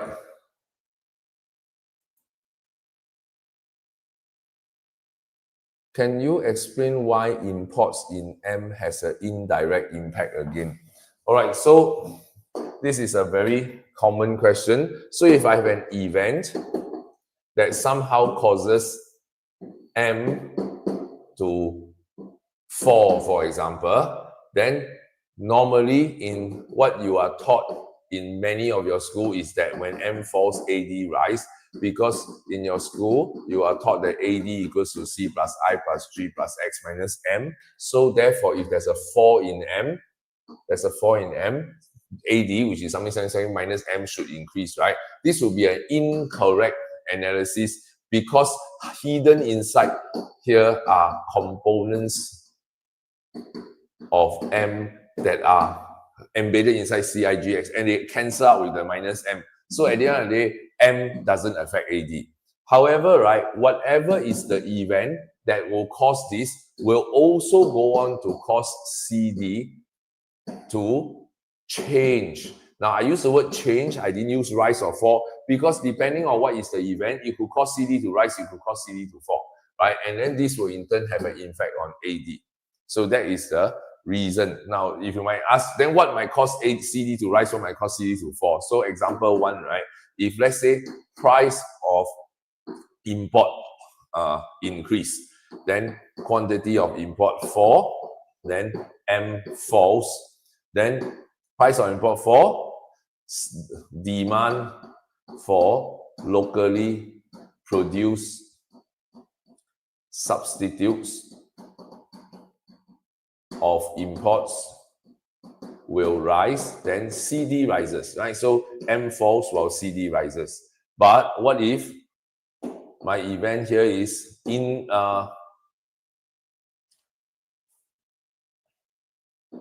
pessimism, right, or decrease in consumer confidence, right, that lead to increase in savings, that lead to fall in M and fall in CD. Then in this case, M and CD both fall. So M and CD don't always work in opposite direction. Sometimes they one rise, one fall, sometimes both fall, sometimes both rise, right, depending on what is the event. But nonetheless, is any changes in M itself does not directly affect AD, but whatever event that causes M to change would surely also have an effect on CD changing, and that is what caused AD to change. So that is the correct analysis. All right, so Rayan, get it ready? Good.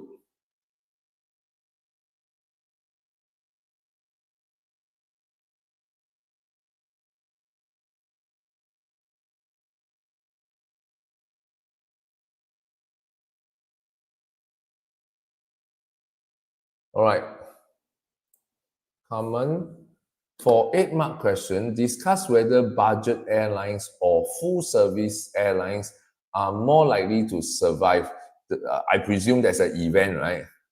Okay, so the event is pandemic. So I presume pandemic's impact on airlines should be a decrease. Not really common. If you look at the question, what is the question type? Discuss whether budget airlines are likely to survive given the pandemic, right? The pandemic will be an event. So we are looking at effects of event. What's the effect of event? The effect of event is ARMR, demand will fall, ARMR will fall. Then you're showing that whereas ARMR falls, output decreases, revenue decreases, profit decreases. Then the question is whether the firms are more likely to end up in a subnormal profit or not. That's one point of discussion, whether they will likely to end up in a subnormal profit and whether that subnormal profit is enough to push them into shutdown condition or not.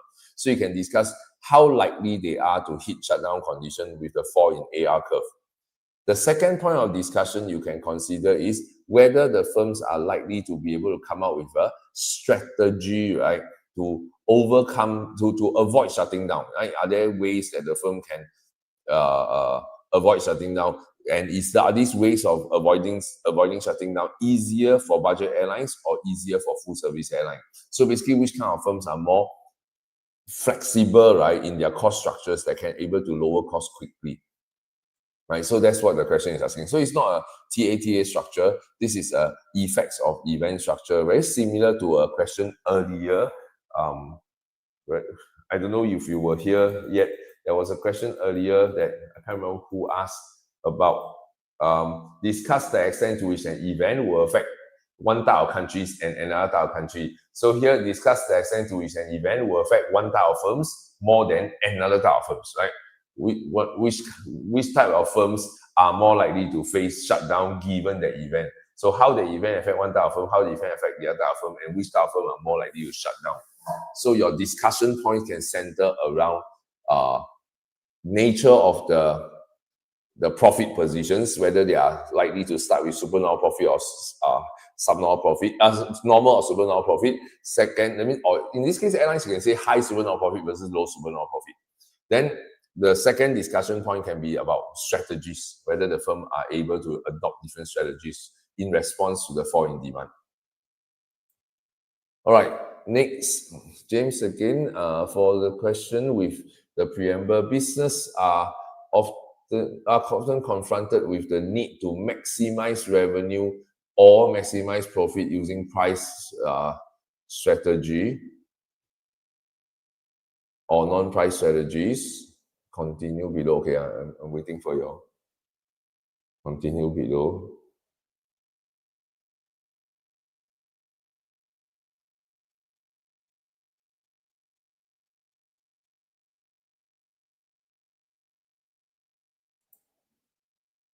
Discuss alternative strategies that a profit maximizing firm could adopt in view of increasing competition in the market. Discuss alternative strategies that a profit could adopt in view of increasing. So the event here is increasing competition in the market. What can firms do? In this question, what is mentioned? What's the mentioned strategy and alternative strategy? No. So I think, James, you're interpreting wrongly. Alternative strategies here is not alternative to whatever was mentioned. Alternative strategy, what are the different strategies, right? So the word alternative here is asking for different strategies. And the emphasis on the word alternative, right, is they're trying to tell you, the examiner doesn't want the strategies to be on the same category. So if you have a increasing competition, that hurts your profit, right? So your alternative strategies here should be something that addresses the revenue side, something that addresses the cost side for scope. I think the intent of the word alternative is to remind students to have scope in your answer. So it's not alternative to whatever was highlighted earlier. Right, so one revenue strategy, one cost strategy. So revenue strategy could be things like when it's a higher competition, you can use product differentiation, right? Either you use improve quality of product through product innovation, or you can also use advertising, right, as a way to improve the brand recognition and consumers' perception of your good is better. But if you use both these policies, they are both revenue side, then you're narrow in scope. So what you should do is to keep one revenue side and then choose another one for cost side. So what you can do for cost, perhaps maybe process innovation, for example, right? Or what else can you do for cost? Maybe develop, maybe other than, I guess you can consider acquiring other firms, right, through mergers and acquisitions, right, increase the size of the firm to enjoy more internal economies of scale as a way to become more competitive in a market that is increasingly competitive, right, more and more crowded market. Then you want to merge with some of your existing rivals or even some of the newer players, right, buy them out as a way to lower average cost.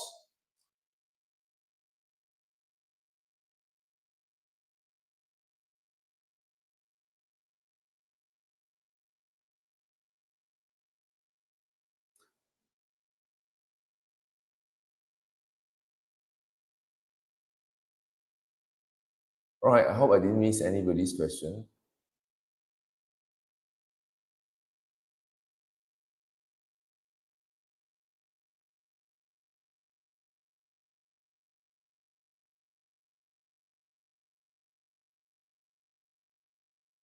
Okay, Carmen has a question. For firms diagram, is the steepness of the graph only representative of PED? YED should be represented by the extent of rise and fall. Yeah, that's not just for firms diagram, Carmen. That's just for even demand supply, right? YED is a response to income change. Right? YED measures the response of consumers' demand to income change. If you look at the vertical axis and the horizontal axis of the firm's diagram or of the demand supply diagram, there is no income and no income axis, right? So if there's no income axis, right, the gradient is not reflective of YED, right? YED, since there's no income axis, changes in income can only be shown as shifts of the curve. Then whether YED is greater or smaller will affect the extent to which the AR curve or the demand curve shifts given the change in income. So the gradient is affected by the extent to which quantity responds to price changes, right? So that's a PED concept.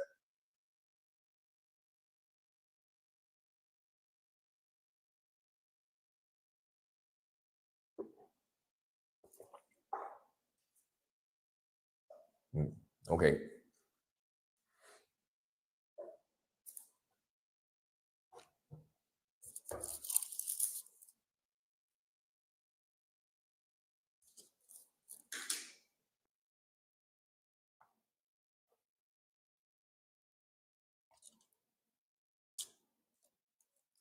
Right, do I have any more questions coming up?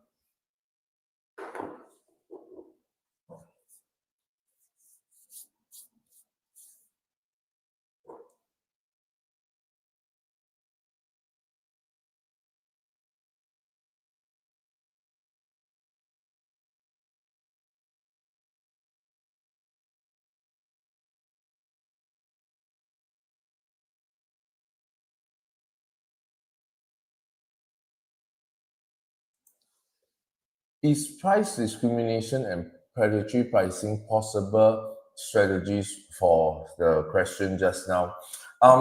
Predatory pricing, yes, James, but price discrimination, I don't know if your school teachers will accept, but I certainly wouldn't. Let me explain why.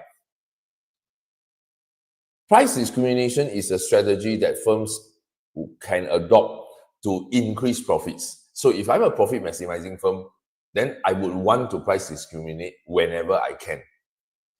So if you are saying that because of new firms coming in, then I might choose to price discriminate to increase profit.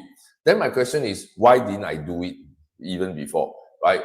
It cannot be that I wasn't able to price discriminate and suddenly because got new firms coming in, I'm suddenly able, right? That means if I'm able to price discriminate now, I would have been able to price discriminate earlier, right? Ceteris paribus, I would already have done so. So it wouldn't be something that I would suddenly now say I'll do. Because you say, oh, maybe previously I didn't, then you're assuming that previously, right, I was not profit maximizing. Then now I suddenly, with facing competitor, I start to profit maximize.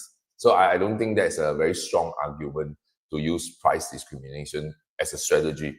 So predatory pricing would be a better, would be a more suitable strategy to use at this point. But predatory pricing would be to reduce the revenue side or cost side. It will be revenue side, right? Because predatory pricing here would be to get rid of your rivals, then you gain more market share. So it's pushing AR curve up. All right. Yin Ti has a question. Yin Ti sent a photo. Give me a moment.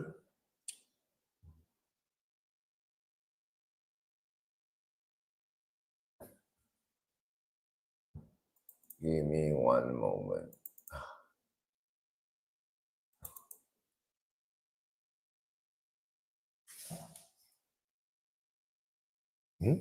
Where is the file?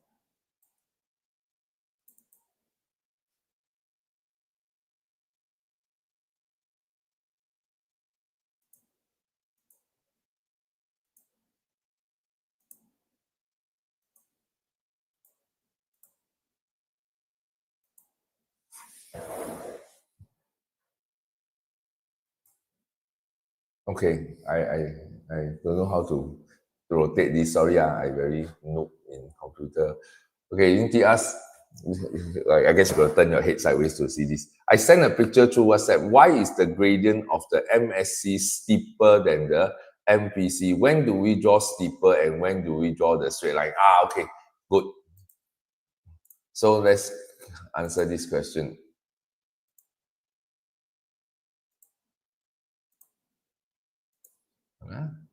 Let me put this back up. All right, so this is a very common question that students have. Like, for example, when you have negative externality, MPC, MSC, sometimes you have MPC, MSC.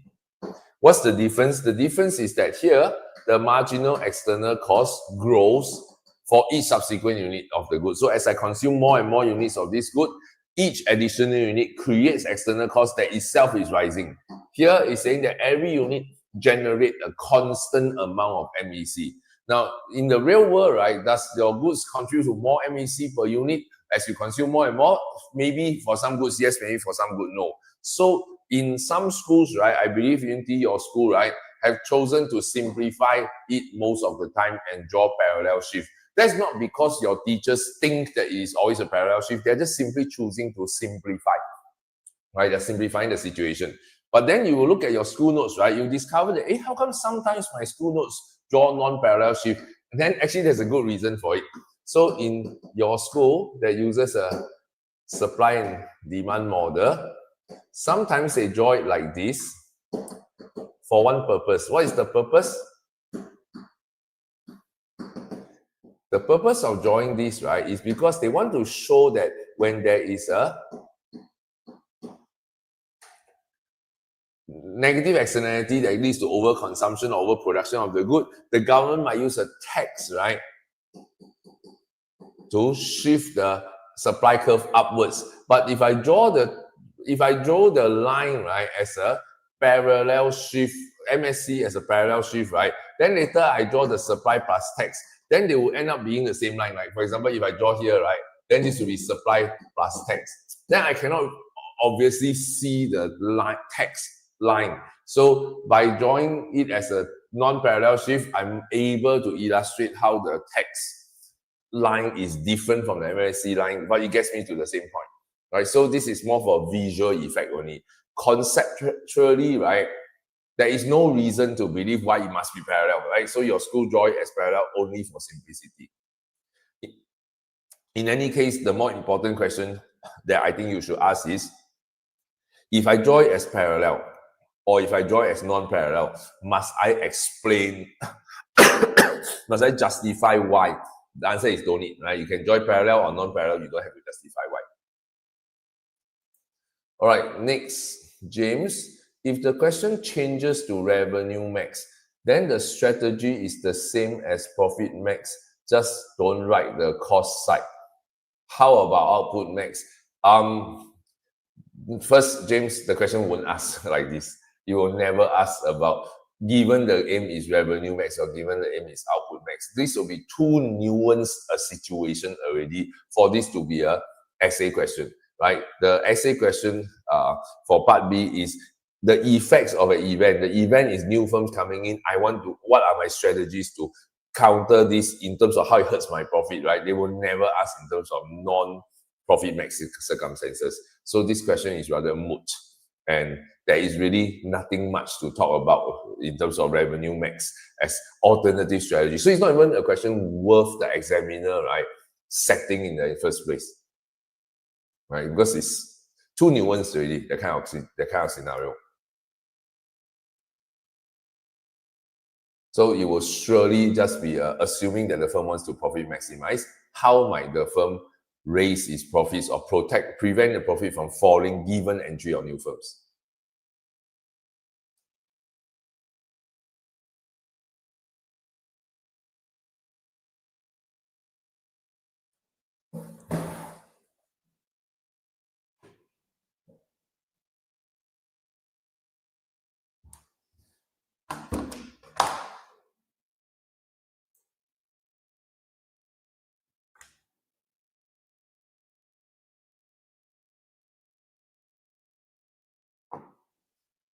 All right, I'll just wait for your questions to come in.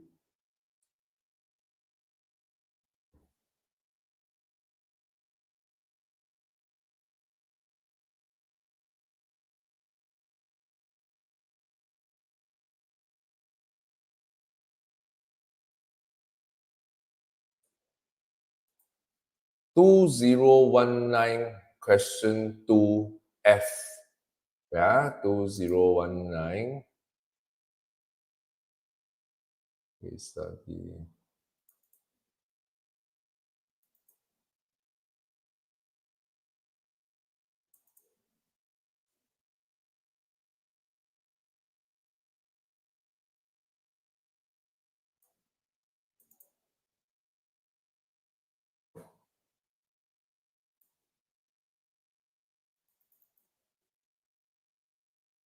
Okay. Hey, why? How come cannot?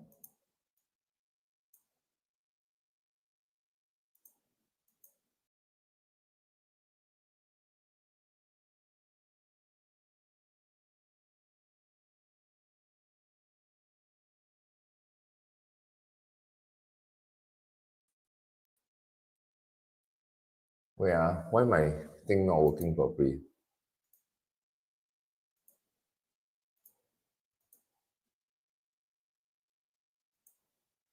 All right, so 2019, question 2F.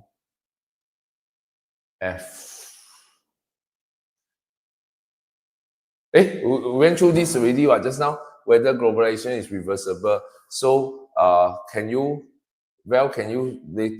scroll back to the front of the video and look at this. I went through this one. I think it's, let me check.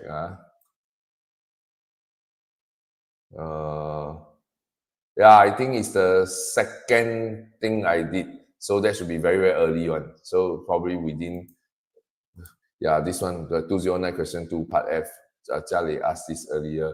So it's at the very beginning of the video. You can scroll there and look for it.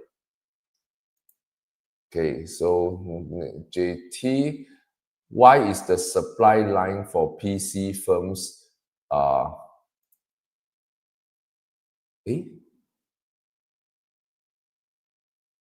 sorry, why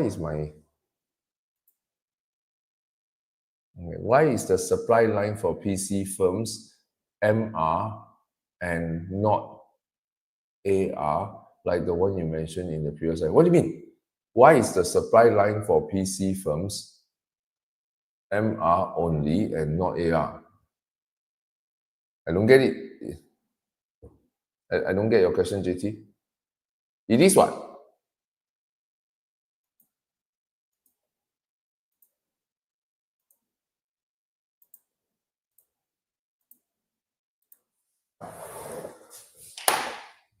Right, if you look at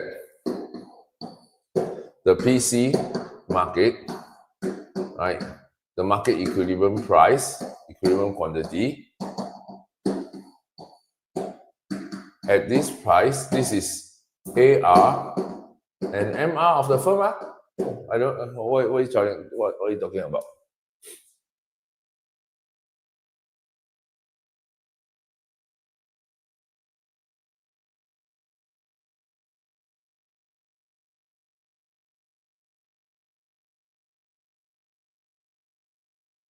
JT, you want to give me more info about what you're asking?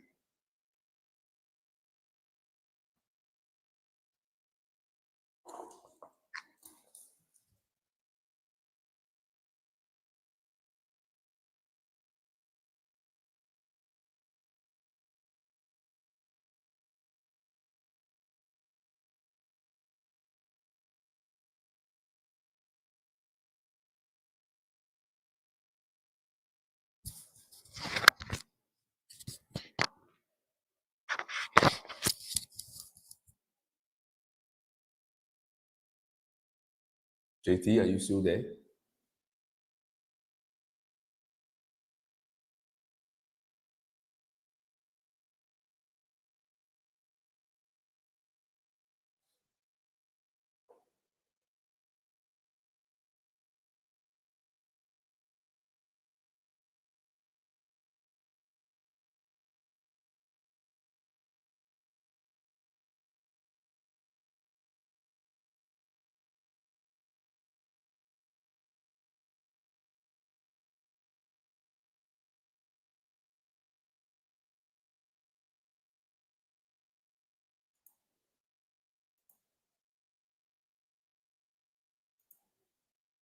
Okay, wait. So Bala asks, if my AS rises, there's a rise in RNY, can I say demand deficient unemployment falls? Can.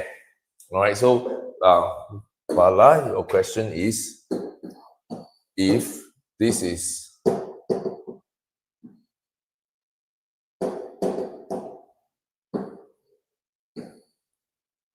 right, so when this happens, so what's happening here, right, is that there is a fall in unit cost of production that cause SRAS to increase. As SRAS increase, firms pass on the lower unit COP in terms of lower prices. So GPL falls. As GPL falls, RNY rises, right? Now, how to explain this? As GPL falls, right, what you have here is a movement along AD to cause RNY to rise. So the question is, what happens when there is a movement along AD? So AD is your C plus I plus G plus X minus M, right? As prices fall, people buy more things, households buy more, firms invest more, foreigners buy more. So AD actually rises. So this rise, however, right, is shown as a movement along AD instead of a shift because it's price changing, driving the consumption, investment, and X to change. So then when AD rise, shift to the right, there's an increase in demand. So there's a fall in demand division unemployment. But when AD rise because it's a falling prices, then it's shown as a movement. But it doesn't change the fact that people are buying more things. If people are buying more things, then the demand is rising, right? They create more jobs, right? Then it is still a reduction in the demand division unemployment, right? So this is still demand division, still considered a fall in demand division unemployment, all right? And Khalif, yes, that's actually an excellent question from Bala. All right.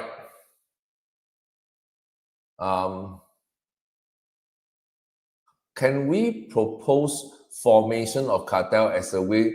Yeah, I wouldn't propose the formation of cartel given the fact that cartels are illegal in pretty much every country. So no, I wouldn't recommend that. Right? Clearly, it will be like then the limitation is illegal. So then conclusion, bad idea. Then bad idea, then you shouldn't propose at all. All right, next comment. Other than RNY falling, which is a side effect of appreciating exchange rate, is there an effectiveness limitation I can use in addressing inflation using exchange rate policy? So limitation here, right? You don't have to say it's ineffective. You can suggest that it may or may not be so effective depending on the price elasticity of demand for exports, as well as the cross elasticity of demand between imported goods and locally produced substitutes, as well as the import dependence of the country. So these are the three factors that affect how effective it is. So you can say, if the demand for exports is price inelastic, then the fall in AD would be relatively small. If the country is not highly dependent on imported inputs, then the SRES shift is also relatively small. So overall, this may not be so effective. That's your antithesis. So note now, you're not saying that it's not effective. You're saying that it might not be effective if these values are small. Then as an evaluation, right, they say, for the case of Singapore, right, in fact, I believe that the PDX is high, and we know that the import content of exports is very high. So therefore, my evaluation it is highly effective. Okay, so that's the way you do an antithesis for limitation as well as an evaluation. All right. So Edra, I'll come back to your question in a moment. Let me go back to JT first because I was waiting for his follow-up. Like if we draw diagrams for PC, so going back to this diagram for JT, if we draw diagrams for PC, we need to draw both the market diagram and the firm's diagram. I think you mentioned market supply curve just makes up the MC curve only. Yeah, so market supply curve is the marginal cost curve of the market supply curve is the sum in a PC market. The market supply curve is the sum of each PC firm individual supply curve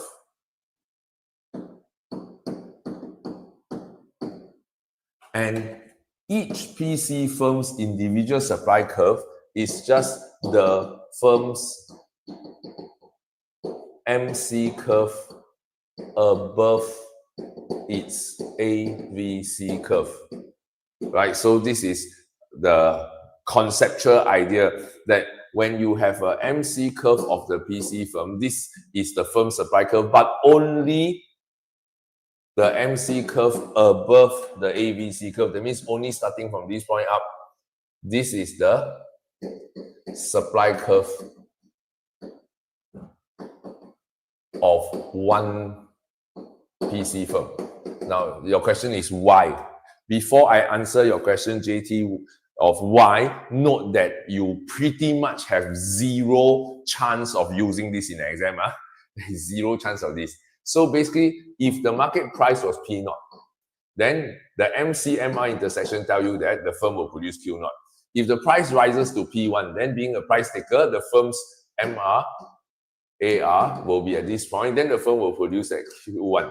If the firm price rises to P2, then you have a higher MR, higher AR, then the firm's profit maximizing quantity will be at Q2. So you keep raising the price, you keep getting a quantity. So can you see all these points joined together is the firm's market supply curve, the firm's individual supply curve. Now, if I lower the price to another level that is lower and lower, then you find that all these points correspond to a particular quantity that the firm will sell. So the entire line becomes the supply curve. But what if I go to a very, very low price that is below full employment? Is this point the firm's quantity, sorry, not below the ABC? Is this QN the firm's quantity? It's not, because by this point the firm shut down already, right? Anything lower than the ABC, right, the firm will have shut down. So this doesn't count as supply curve anymore, right? So supply curve can only count from here on up. This is one firm. Then I sum across all the firms, I get market supply curve, right? So that's to help you understand why this is the market supply curve and not any point below. All right, so but note, JT, this is not going to be tested in an exam. It's in the syllabus, but there is really no chance to test this in an exam. Too specific, too narrow already. All right, so Adria has a question now. For CSQ, why would there be a 4 in X? What's the question? With the aid of a diagram, explain the source of market failure in extract 2. Hey, wait. Which is your question? You send me like 1, 2, 3, 4, 5, 6 messages. Which one are you talking about?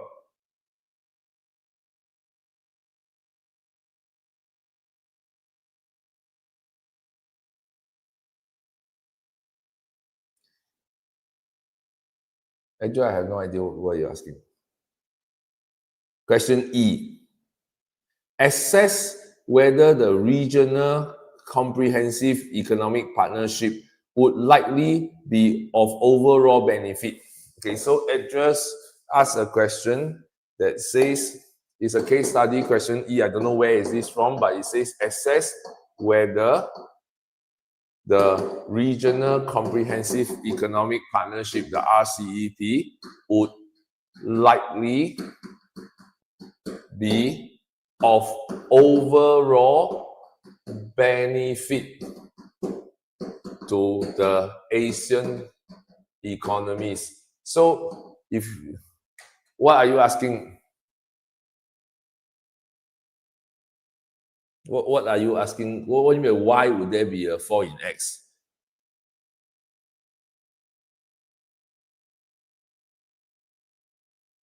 RCEP. Why should there be a 4 in X? Let me see.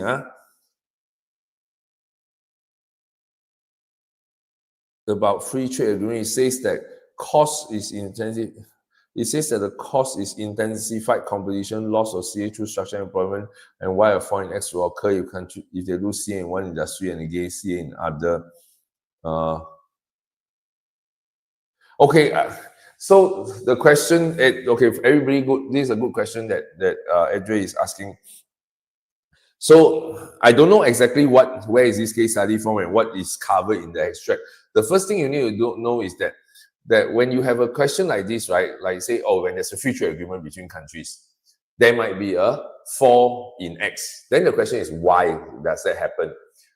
There are many possible reasons that can happen, but doesn't mean that every possible reason you give will be accepted. You need to look at the case study extract to see, is there something in the case study that was talked about? I need to use those arguments. But without looking at the case studies, right, offhand, right, you can think of possibility of why RCEP might cause loss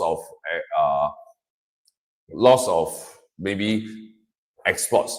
The main issue here, the most common argument here is this thing called trade diversion, right? So when you have a free trade agreement, it can lead to trade creation. Two countries that previously would not have traded with each other now find that it's mutually beneficial to trade with one another. This is trade creation that's beneficial. However, right, country A and country B might already be trading with each other, but when country A and B joins another trade agreement with country C, for instance, right, then country A and country B's trade might be reduced, right, because they would end up trading with, one of them might switch to trade with country C instead. So then you might end up having some loss, trade diversion that was created. So for example, country A previously buy from country B. But now when country A and B joins the FTA, country A now switches to buy from country C. Then from country B's point of view, right, I used to export to country A, now I don't get to export anymore because country C has taken over my role to be the exporter. So that is how a trade FTA, a multilateral FTA, can create trade diversion among the members of the trade agreement. And that's how they could lead to a decrease in exports for one of the countries. Now, in your answer, the answer key that you were showing me, Edgar, it mentioned about country losing CA in one good and gaining CA in another good, right? So in a sense, yeah, it's like country B, right, losing CA in now the good that they used to export to country A, but to country C. But then it would be gaining a new CA from something, it would be selling something to country C as well, right? What would it be exporting in country C? Maybe some other good. So this is where the CA will have to change, and X overall shouldn't fall, may not have to fall, right? Unless the country B has some immobility within the country that prevent the resources from effectively being reallocated to a new industry. Then that will be why you might have an overall fall in export revenue, right? So that means you still got to go back down to some immobility of factors that arises from the shifting comparative advantage as a result of the free trade agreement. Okay, so Andrew, I hope that answers your question. JT1, we finished already. Rayan, in 2024 A-level question 2D, when they asked us to discuss the extent to which the real winners, should my discussion point be about whether countries mentioned may not win or others win? Okay, wait, I need to look at the question. Give me a moment to open up. 2024.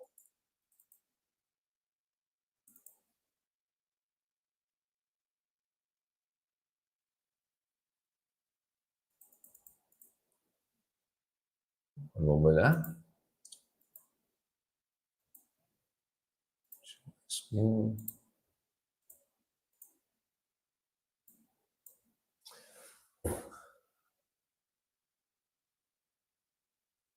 Discuss the extent to which countries such as Vietnam, Malaysia, Taiwan are the real winners of the US-China trade dispute. Okay, so what's your question?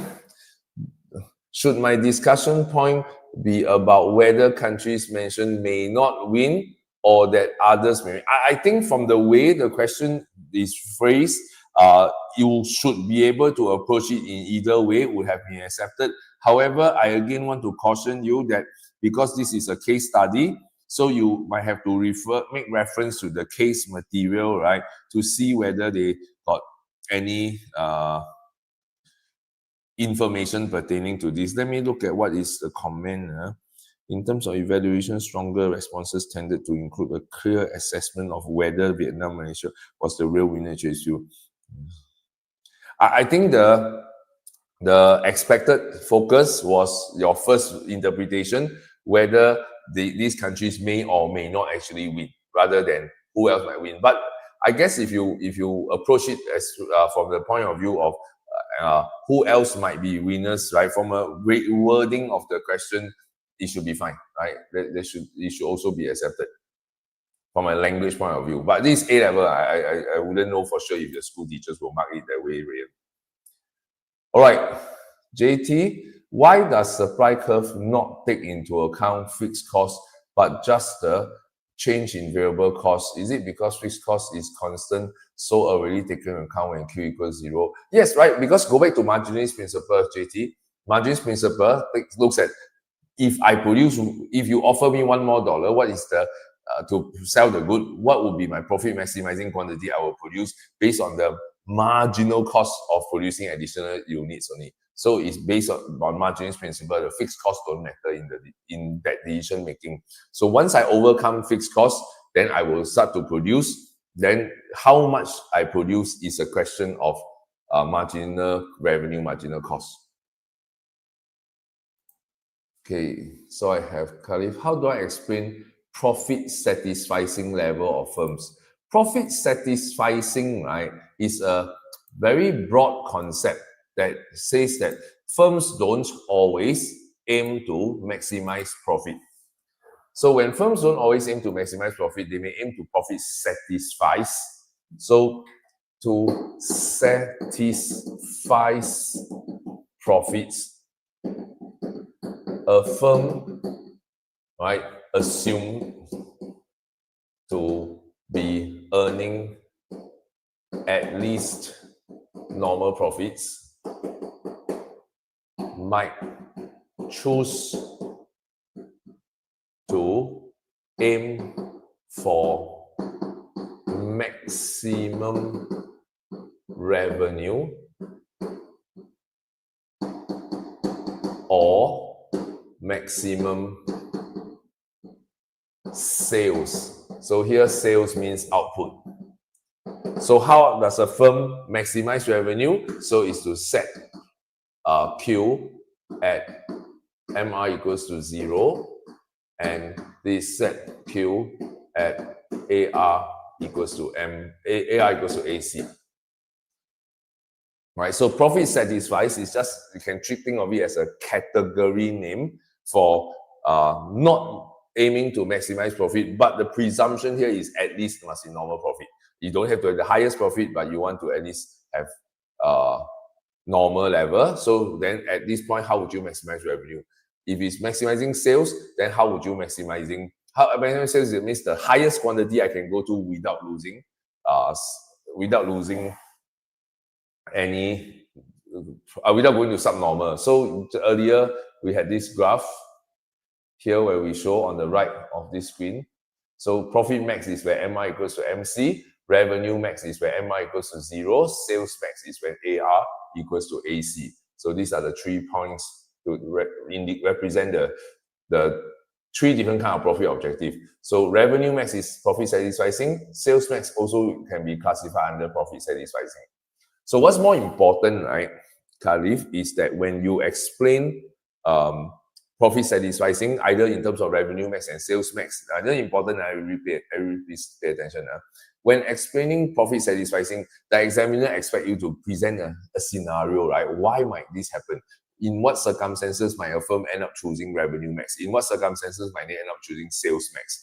The most common version of revenue max given by your schools, right, is that in a particular firm, right, if let's say the managers of the company who make decisions about price and output are remunerated in a way that is tied to the revenues, that means their incomes, right, are tied to a percentage of the revenues, like commission based, then the incentive for the managers, right, will be to set price and output based on revenue maximization strategy. So describe that. If the firm was, then how about sales max? When would a firm use sales max? Is when the firm perhaps is a new entrant in the market, trying to capture market share, trying to get as many consumers to try my product as possible, because I believe I'm producing a good product, that's why I'm entering the market.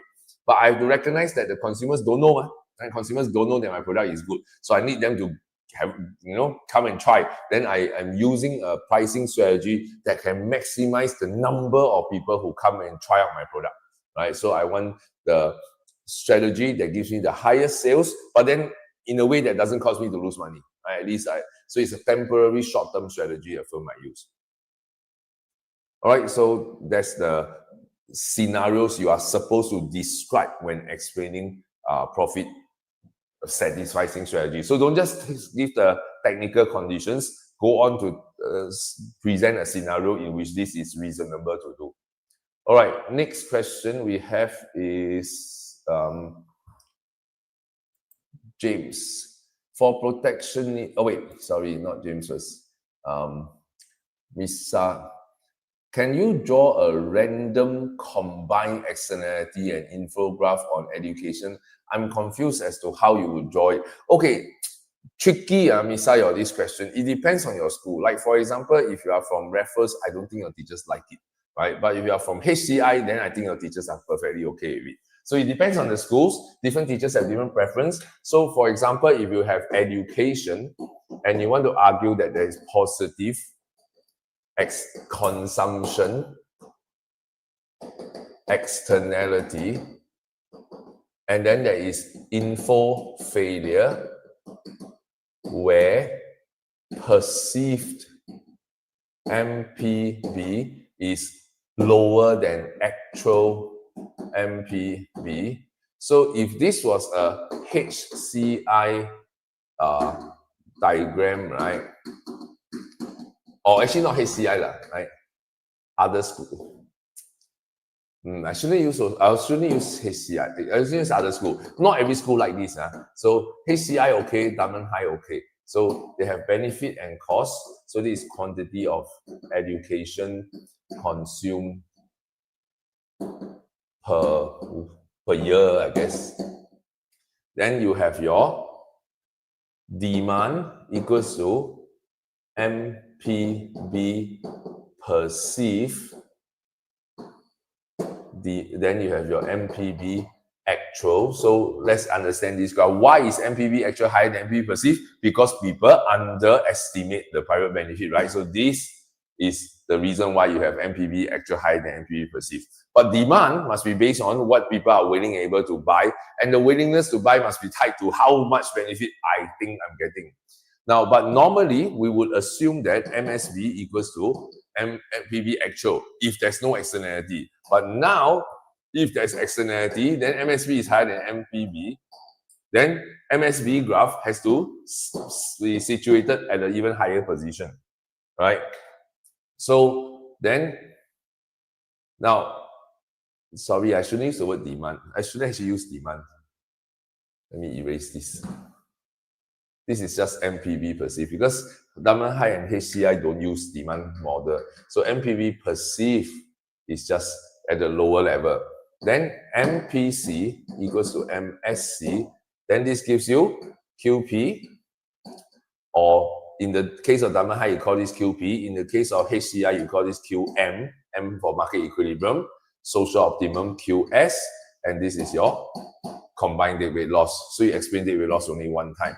Now, but if RI wishes to use this, which I discourage you from doing this in RI because your teachers don't like this for some reason, then you'll be demand with imperfect info, which is equals to MPB perceived, demand with perfect info, which is equals to MPB actual. If this was the only market failure involved, then your MSB would have been here, right? But if now you want to merge in a positive externality, then you just simply add QS, put QE here, and then your dead weight loss. This would be how you can merge the two into one. Again, I don't know what school you are from, Misa, but if you are from Raffles, then I strongly recommend you don't merge this for the school exam, right? Do it as a separate diagram. But again, don't worry about case study. You won't have this problem in case study. It is more like essay situation. All right. Then next we have James. For protectionism, by providing subsidy, do we draw a demand supply with supply increasing? Actually, James, if you use a production subsidy to local firms as a way to protect against foreign competition, there is a diagram you can draw that looks a little bit, is your international trade diagram. So you have domestic demand, domestic supply, assume your country is an importing country, so you have world supply like this. So your quantity Q1, Q4, right? So this is your under free trade.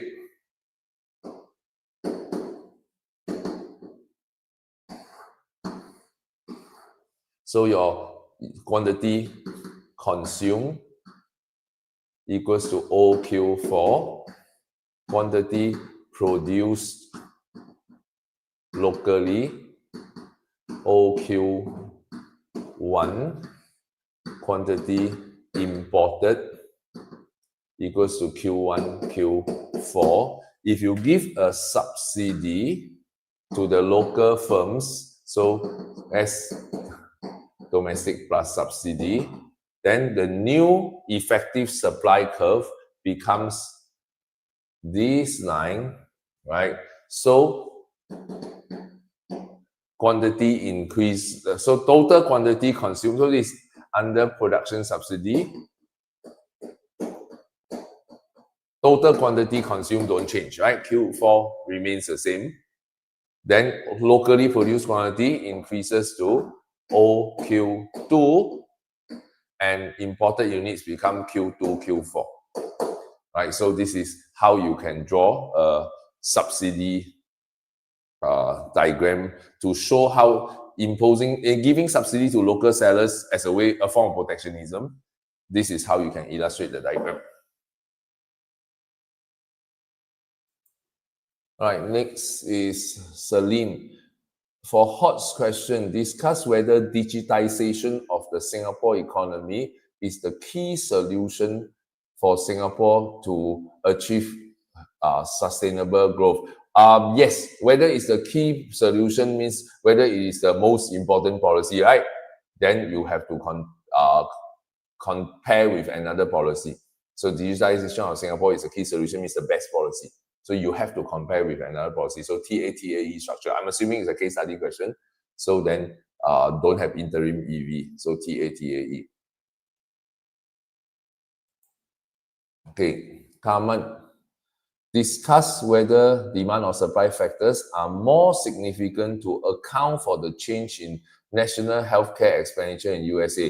Do we bring in PED and PES and use the magnitude in evaluation? Yes, definitely. Right, in a demand supply factor, this is a causes question, right? So something has happened, some event has happened, right? This national healthcare expenditure increase means demand supply will give you the intersection to give you P times P and Q, right? So P times Q is your total expenditure. So then there should be factors that shift demand, factors that shift supply that cause P and Q to rise, and then total expenditure will change. Then which factors do you think, whether do you think the demand shifts or the supply shifts, right, play a bigger role, right, is evaluated using the magnitude of shifts as well as the gradients of the demand curve and supply curve to help you do your evaluation. So in general, where you can use elasticity is better to use because on a conceptual level, you are using a wider range of conceptual tools to answer the question than if you just talk about size of shifts. So definitely better to talk about PDPS. Okay, Meredith, comparing Singapore's exchange rate and UK's interest rate policy, why higher interest rate does not resolve the root cause of higher energy prices when it leads to currency appreciation, making imports cheaper? It's because, right, Meredith, we go to the idea of primary effects and secondary effects. So when you talk about interest rate policies, intended objective to raise interest rate is to lower C&I, to lower AD, to lower GPL. When you talk about interest rate rise that causes hot money inflow, that causes appreciation, then that appreciation in turn has effect, right? That counts as a secondary effect already. Why would it not be seen as a good discussion point? Is because when the government changes interest rate, right, it doesn't necessarily have a very precise control over how much of that will translate into how much of exchange rate appreciation. There's a lot of market forces at play in terms of how much hot money inflow and outflow will change and how will that affect the forex market. So if the government wanted to control exchange rate, they go straight to control exchange rate. When you control interest rate, right, then the focus is only focusing on how C and I will change. So interest rate change leading to exchange rate change, leading to effects of those exchange rate change is counted as secondary effects. So that's why we don't treat it as it is targeting the root cause of the imported inflation. All right, James, for adverse selection with knowledgeable bias, is it cause individuals withhold information so firms increase price? So market adversely selects only those willing to pay higher prices. Is it cause individuals withhold information so firms increase price, so market adversely select only those who are willing to pay higher prices, higher risk people? Let me look at the way you phrase it. Yes, I would say that if, let's say, you talk about health insurance, for example, so the consumer who's buying health insurance, right, arguably has a better idea of whether I am high health risk or low health risk than the insurance company who's trying to sell me the insurance, right? So if I'm a low health risk person, right, I would not have any incentive to, I would want to tell the insurance company, I'm a low risk person. The high risk person, right, would not want to reveal that I'm a high risk person, even if I know it. If the insurance company don't know it, I wouldn't want to tell you, right? So that you wouldn't charge me a higher insurance premiums. So then what the insurance company have to do, right, then is to take the average risk of the whole population and price it at an average price that reflects the average risk. But in that price that reflects the average risk, the low risk consumers, right, will find that the insurance is not so worthwhile for me. I'm paying more than the expected need to draw down on this insurance. So then they will voluntarily leave the market for insurance, leaving behind only higher risk consumers left, right? So that's how adverse selection causes a problem. So when you say that the firm therefore increase the price, yes, but they increase the price to the average risk level. But then the low risk consumers will leave. When the low risk consumers leave, then the average price is no longer reflecting of the true risk of the high risk already. Then the insurance company will have to keep raising the prices, and more people will leave until eventually only the highest risk people are left in the market for health insurance.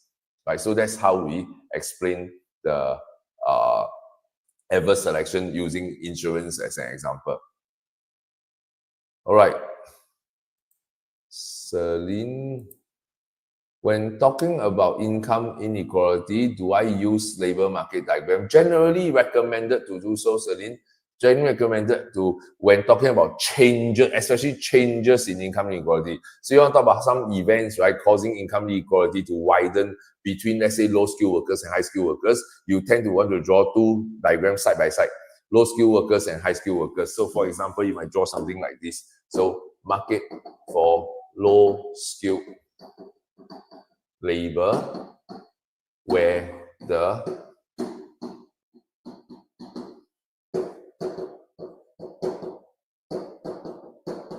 demand and supply intersect at a point where you have a relatively low wage rate, right?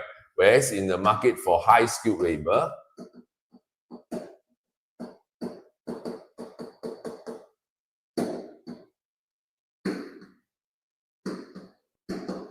right, so you might have a demand supply that gives you a higher wage rate. Then you need to introduce your event. Maybe your event is, so there is a wage differential to begin with, right? So then you have an event. So this is the wage differential initially. So you have an event that, let's say, causes the supply of low-skilled worker to increase and the demand for high-skilled worker to increase. Then the wage rate rises to W1 here. This wage rate falls to W1. And now your wage gap, right, becomes bigger, right? So this is the way you can use a diagram to illustrate. So generally recommended, because there's more theoretical rigor to illustrate this. Okay, wait, I will jump to, I'll skip past JT first. and go back to Meredith's follow-up question. May I clarify when not to bring in exchange rate appreciation caused by higher interest rate into a discussion? So certainly not as an explanation of the policy, certainly not as an explanation of effects of exchange rate change. But so the keyword lie in the word explain. When you are discussing effects, then after you explain how interest rate change affects C and I and stuff, if there is a second paragraph that goes on to say, oh, let's discuss, are there any additional effects? Then you can bring that in. So pretty much not ever going to bring it in a policy question. So only a effects question and only at the discuss portion of the effects question, not at the explain portion. Okay. All right.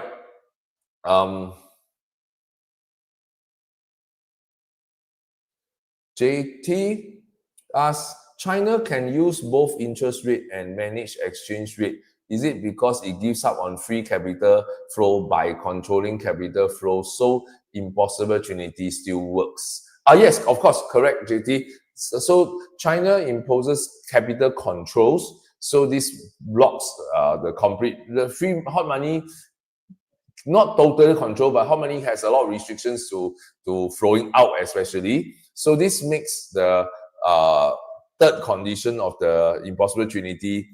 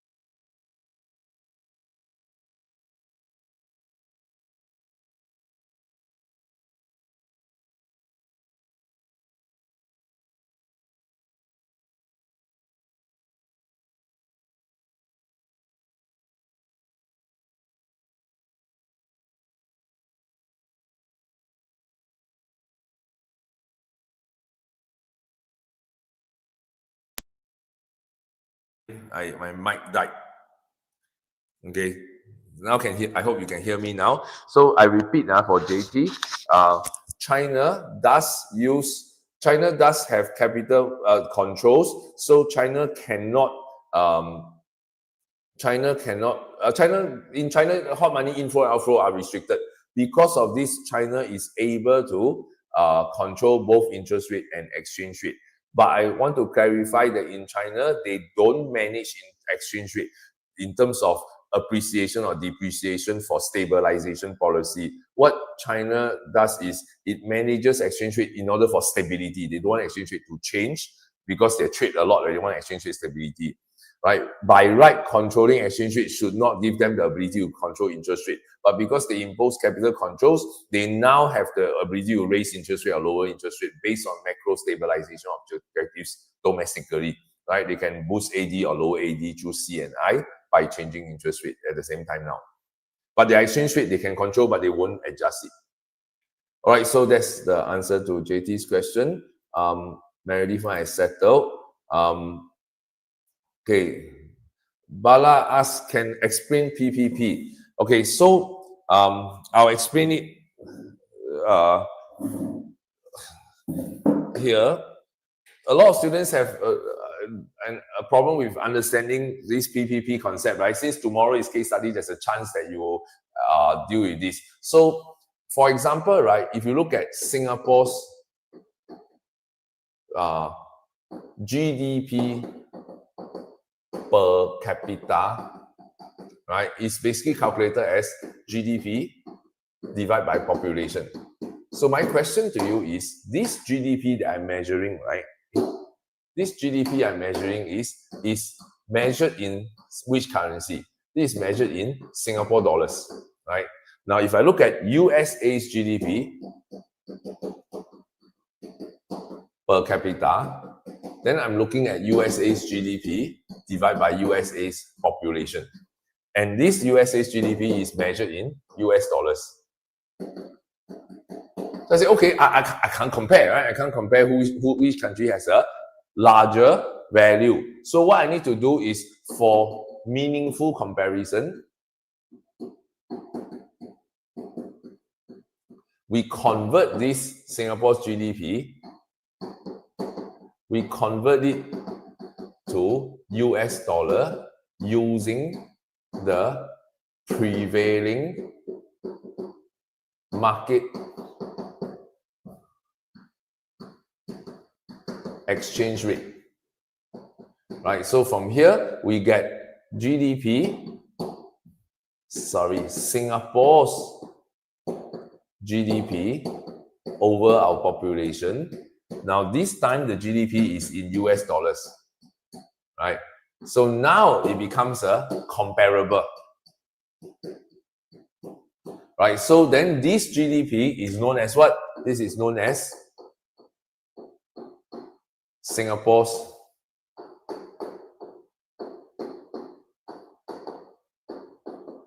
nominal GDP per capita. The problem with using this measure is that if Singapore's value is lower than USA value, then it suggests that on average per person in Singapore, we have fewer US dollars than Americans. Now, that's true, right, mathematically, but does it mean that we can buy fewer things? Does it mean that our purchasing power is lower? Then we don't know, because we don't know if the prices of goods and services in USA and Singapore are the same. So in order to get to a more accurate assessment of purchasing power, what we do is we take Singapore's GDP in SGD and we convert it to Singapore's GDP in USD using what is called the PPP exchange rate. Once I do that, then this number is called the PPP GDP, not nominal GDP anymore. So no longer nominal. If I convert using market exchange rate, it's still called nominal. If I convert using the PPP exchange rate, then this becomes the PPP GDP. So then now the question becomes, what exactly is PPP exchange rate? So if I take 10,000 Singapore dollars, oh no, sorry, if I look at a basket of goods and services, let's say I look at an apple, right, in Singapore, and this apple in Singapore costs Sing dollar $2. This exact same apple in USA, if it costs $1 US, then the implied purchasing power parity exchange rate must be 1 USD should be exchangeable for 2 Sing dollar. Meaning what? Meaning that if I only have 2 Sing dollars, if I only have 2 Sing dollars in Singapore, how many apples can I buy? I can buy 1 apple. If I were to convert this $2 into US dollar, what must be the rate of exchange between Sing dollar and US dollar to convert to such that the amount of US dollar I receive can only buy me exactly 1 apple, right? Not more, not less. Then the only exchange rate that will allow for the parity of purchasing power to be maintained is 1:2, right? So that's called the PPP exchange rate. So then using this, we can now calculate, once we determine the PPP exchange rate, then we can use it to convert. Now, of course, then PPP exchange rate cannot be calculated based on one good. PPP exchange rate must be looking at a basket of goods and services that a Singaporean would typically buy, and then look at how much this basket of goods and services would cost in America, and then we calculate the PPP exchange rate that way. The problem with the doing this, right, is we are implicitly assuming that what Singaporeans will buy with the money we earn in Singapore are pretty much the same as what Americans will buy in their country, which may not be true, right? Cultural differences, right? It means that the type of food we eat is different. Maybe we eat a lot more rice as our staple food. They eat a lot more burgers as their staple food. Then maybe climatic condition difference, right? Then in terms of the clothing we wear and the clothing they wear, because of maybe the northern parts of America has winter in some months of the year. So all these consumption pattern differences, right, become challenging for us to draw conclusions when we use PPP, right? So that's what PPP GDP is about and how we calculate this. If you want more, if you want more details on this, please go to my TikTok channel. I have 2 videos on how to use PPP GDP to do interpretation of values using case study questions. Though any one of you who don't know this, please go to my TikTok channel. If you don't know, my TikTok channel is, how do I get the name? Is at, my TikTok channel is at Kai Academy .econs.gl. This is my TikTok channel. Can go there and look at the videos on PPP. That one have specific exam questions. All right, next.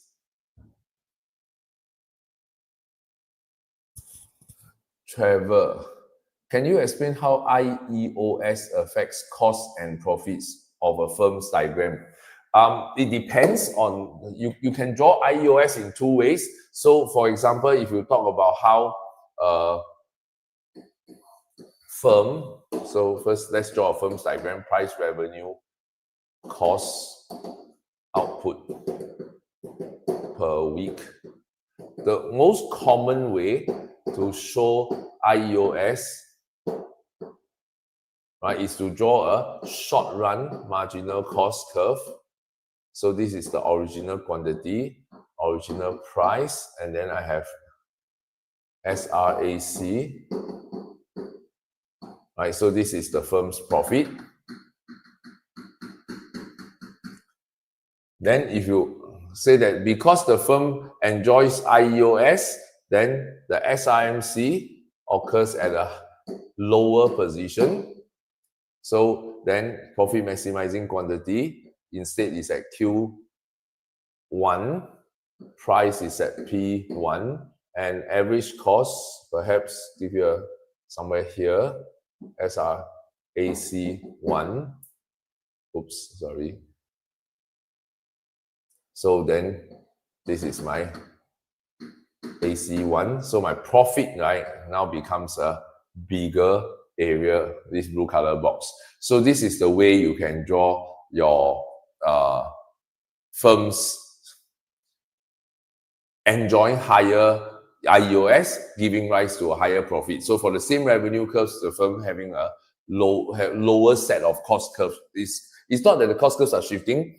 If a firm has more IEOS, its cost curve occur at a lower point, as opposed to if it didn't have so much IEOS. Okay, Trevor?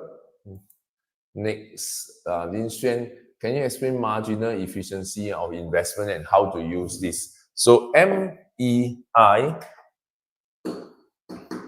stands for marginal efficiency of investment. Is a curve that has 2 variables on the vertical axis. You have the interest rate and you have the expected rate of return on investment. Expected rate of return on investment, I use blue color. So this is your MEI curve. The MEI curve is a measure of the expected rate of return.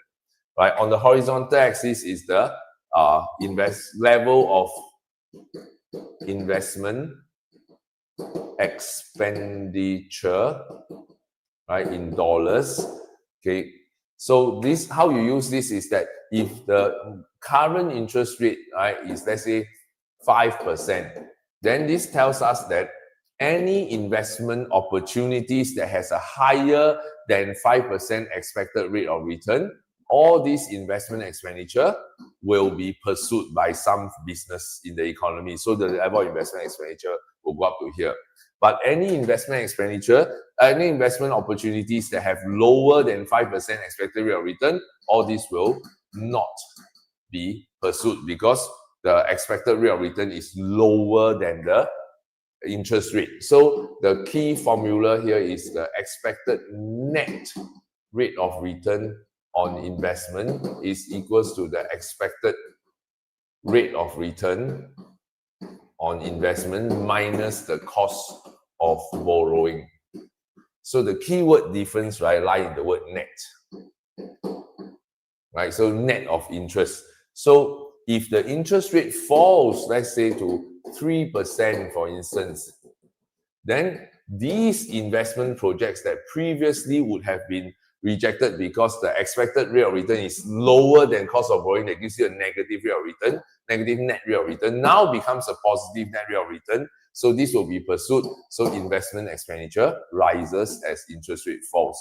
This is how you will use the MVI curve to show that when there's a fall in interest rate, investment expenditure rises, or conversely, when there's a rise in interest rate, investment decreases. All right, Trevor, what are some general tips you would suggest for approaching case study papers? You mean during the exam? During the exam, I would suggest that the first thing you do is read the case study title to get an impression of what this case study is about. Read every extract's title to get a sense of what the main focus of each extract is without actually reading into detail of the extract yet. Then go read the questions, right? Then go read the question A part 1, A part 2, get a sense of what is the question asking, and then now go look for answer. Go read the relevant part of the case study to see if you can find answer. Then after that, go to B, right? Read question B, think about what's the question B about, then look for the answer in the relevant part. Now, how would you know where the relevant part is? Normally, they'll say with reference to extract 2 or with reference to table 1, right? So that will tell you where to go. But if they don't tell you, right, you would have read through the heading earlier of the extract to know roughly where to look for answer already. So my advice is the sequence of doing is don't read the whole case study before you answer the question. Read the headings of the extracts only to get a sense of where what is. Then read the questions to find out what they need to answer, and then look for the section then you read the section to look for answers to answer your question. So that's the first general tip I have. The second general tip I have for case study, right, is that you have 30 marks in your case study. 12 marks for low order question, 18 marks for high order question. My recommended time, right, is low order question is 1.5 minutes per mark on average, right? That means you aim to finish the first 12 marks in 18 minutes. Then all additional time, right, the rest of the time is directed to the high order question. Why disproportionate amount of time goes to high order question is because of the number of words per mark needed for high order question is way higher. But high order question is answered as essay style question. That means it's not like write 2 lines, get 1 mark, right? Not like the low order part. Low order part is very short, right? So your time, a lot of students screw up their case study, right? Is they think that I give equal weightage to every mark in terms of how many minutes. You don't. You limit yourself to like 12 minutes. First 12 marks is 1.5 minutes per mark, so 18 minutes. So you got to work really, really fast, right? And then after that, in your last 18 marks, right, you use the rest of the time to write like essays. So that's how you should get your time to be able to finish. So this is my second advice for you. All right, so that's for the exam tip. Next, we have Abala just saying thank you. JT, why does China has onshore or offshore RMB, like one for domestic use and another for international use? How does it work? And because the physical is same, it doesn't make a lot of sense, right? It is they have one rate that they want to do, but that rate is not always favorable to some companies. Then they create this other thing so that they can allow a backdoor for them to do something differently. So not important. Or this is about, so JT, this one is not important exam. Important at all for exam is, how to say this? They have one rate for the masses and then a special rate for some companies that the government wants to help. Okay, so I should phrase it that way. So yeah, you can ignore this as far as exam is concerned. All right, Trevor, how to draw subsidies diagram under protectionism. So Trevor, this one we already explained just now. You can refer back when you're free later to this part, how to draw subsidies for protectionism. It was just like, I don't know how many minutes, like 15, 20 minutes ago. You can scroll back the video or you can watch it later tonight, the way to draw subsidy diagram. All right. Then next, James, what must we bring up? When must we bring up alternative goals or firms? Only when asked, right, James? Only when the question explicitly asks for alternative goals. Otherwise, you do not ever bring in. So, like for example, there was an essay question that asked, explain how a firm's pricing and output decision might change when it changes, when its objective changes from profit maximization to profit satisfying. So that's a specific scenario they asked. Another question many years ago in the essay part B, they say, discuss whether firms will always set prices to maximize profits, right? Then this will be a situation where you this will be a situation where you have to say, oh, firms don't always aim to maximize profit, and then they might choose to sometimes pursue revenue maximization. So only when the question kind of explicitly asks for it. Jia Yi asks, when must we bring up the law of one price? No, you don't. Jia Yi, you don't have to bring up the law of one price. The law of one price is just the principle that in a market, right, there shouldn't be two different prices for one good, unless the firm is capable of doing price discrimination. So under price discrimination is under firms and market structure topic. But if it's a demand supply topic where we don't bring in market structures and price setting ability, right, then there should not be a violation of law of one price. So when does this happen, right? So this happens when, okay, so I think a lot of you doing the essay challenge, right, face this problem. Suppose, right, I have an event that lead to an increase in supply for good X, right? And within market for good X, you have two groups of consumers, right? Group A, let's call Group A consumers, their demand is price elastic. And Group B consumers, the demand is price inelastic. So then the question is, explain how the event affected the total expenditure of each group of consumers, right? So let's say this is the question you asked. So you have an event that increased in supply. So a lot of students, right, what you did was to say, oh, this is Group A consumers and Group B consumers. Now then, if you assume that Group A consumer have price elastic demand and Group B has price inelastic demand, now this is your initial supply, P0 for Group A.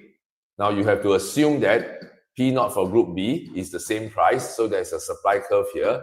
Now if the supply shifts, right, to the right, now the supply shift should be equal magnitude shift, right? So if the supply shift is of this magnitude, then in market B, your supply shift should be the same magnitude. Then what you have is the price in B falls a lot, while the price in A falls a little. Then the quantity demanded rises more than proportionally. Here, quantity demand rises less than proportionally. So here you conclude TE falls. Here you conclude TE rises. Now, when you have these two conclusions, you say, so this group A TE rises, Group B TE falls, right? Then you have just violated the law of one price, because now you're saying that as a result of this supply shift, this good, right, became cheaper, but different price for different people, right? Let's say it was originally $10 per unit. Now, for one group of consumer, it has become $8. For another group of consumer, it becomes $6. That cannot be true, right? Unless there's price discrimination. What you have just done, right, is to show a violation of law of one price. So the way to answer this kind of question, right, must be that you recognize that there is only one market for good X, right? And the good X has one market demand. However, right, the market demand is drawn by the sum of the price elasticity of demand. So Group A consumers demand curve is price elastic. Group B consumers demand curve is price inelastic. The sum of the demand curve gives you the market demand curve, right? So when the supply increases, the price drop from P0 to P1 is for everyone. Everyone in the market experience the same drop in price from $10 to, let's say, $8, for instance.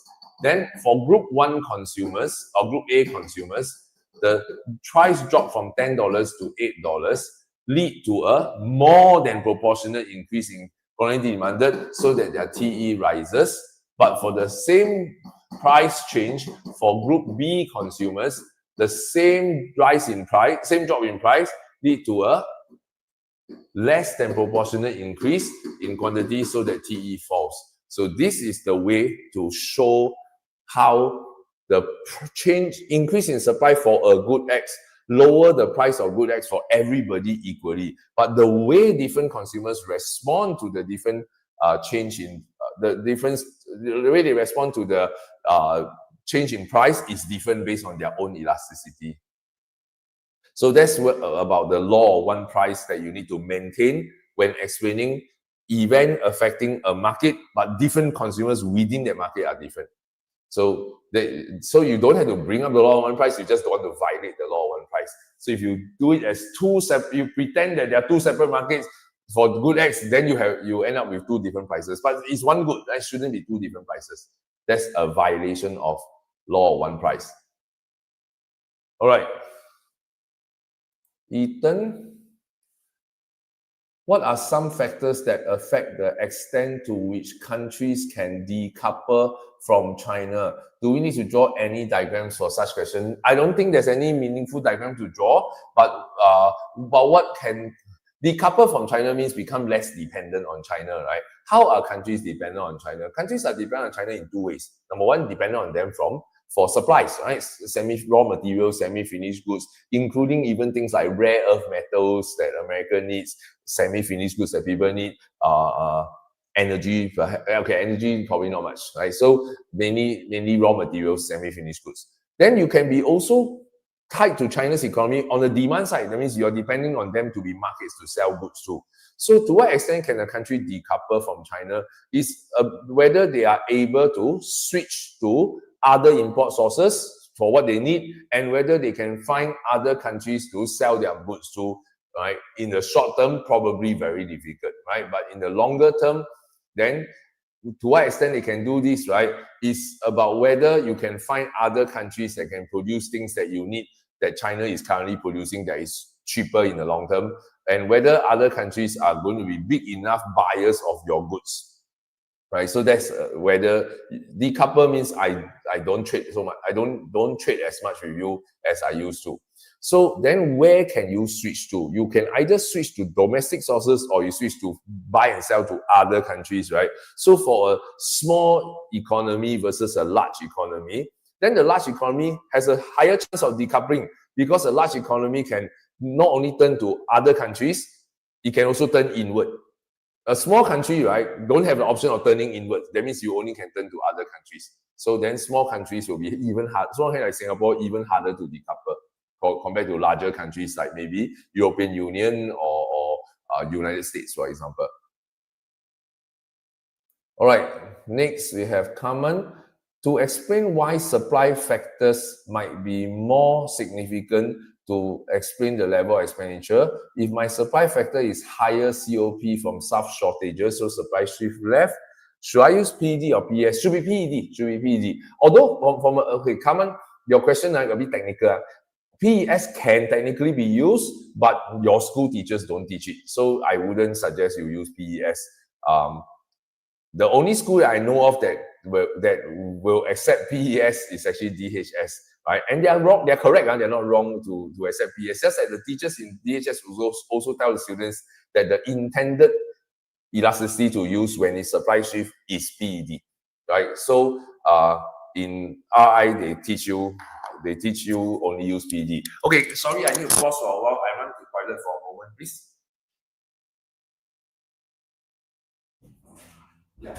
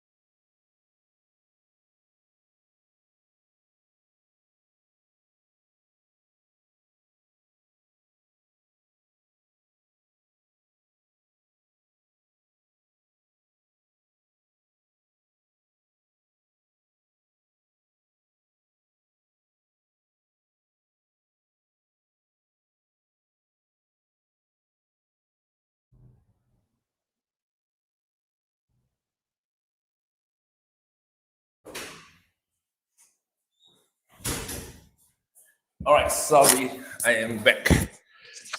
Okay, next. So I finished common already. So James, for retraining workers supply side policy, is it just LRAS increase or SRAS increase? To be very precise,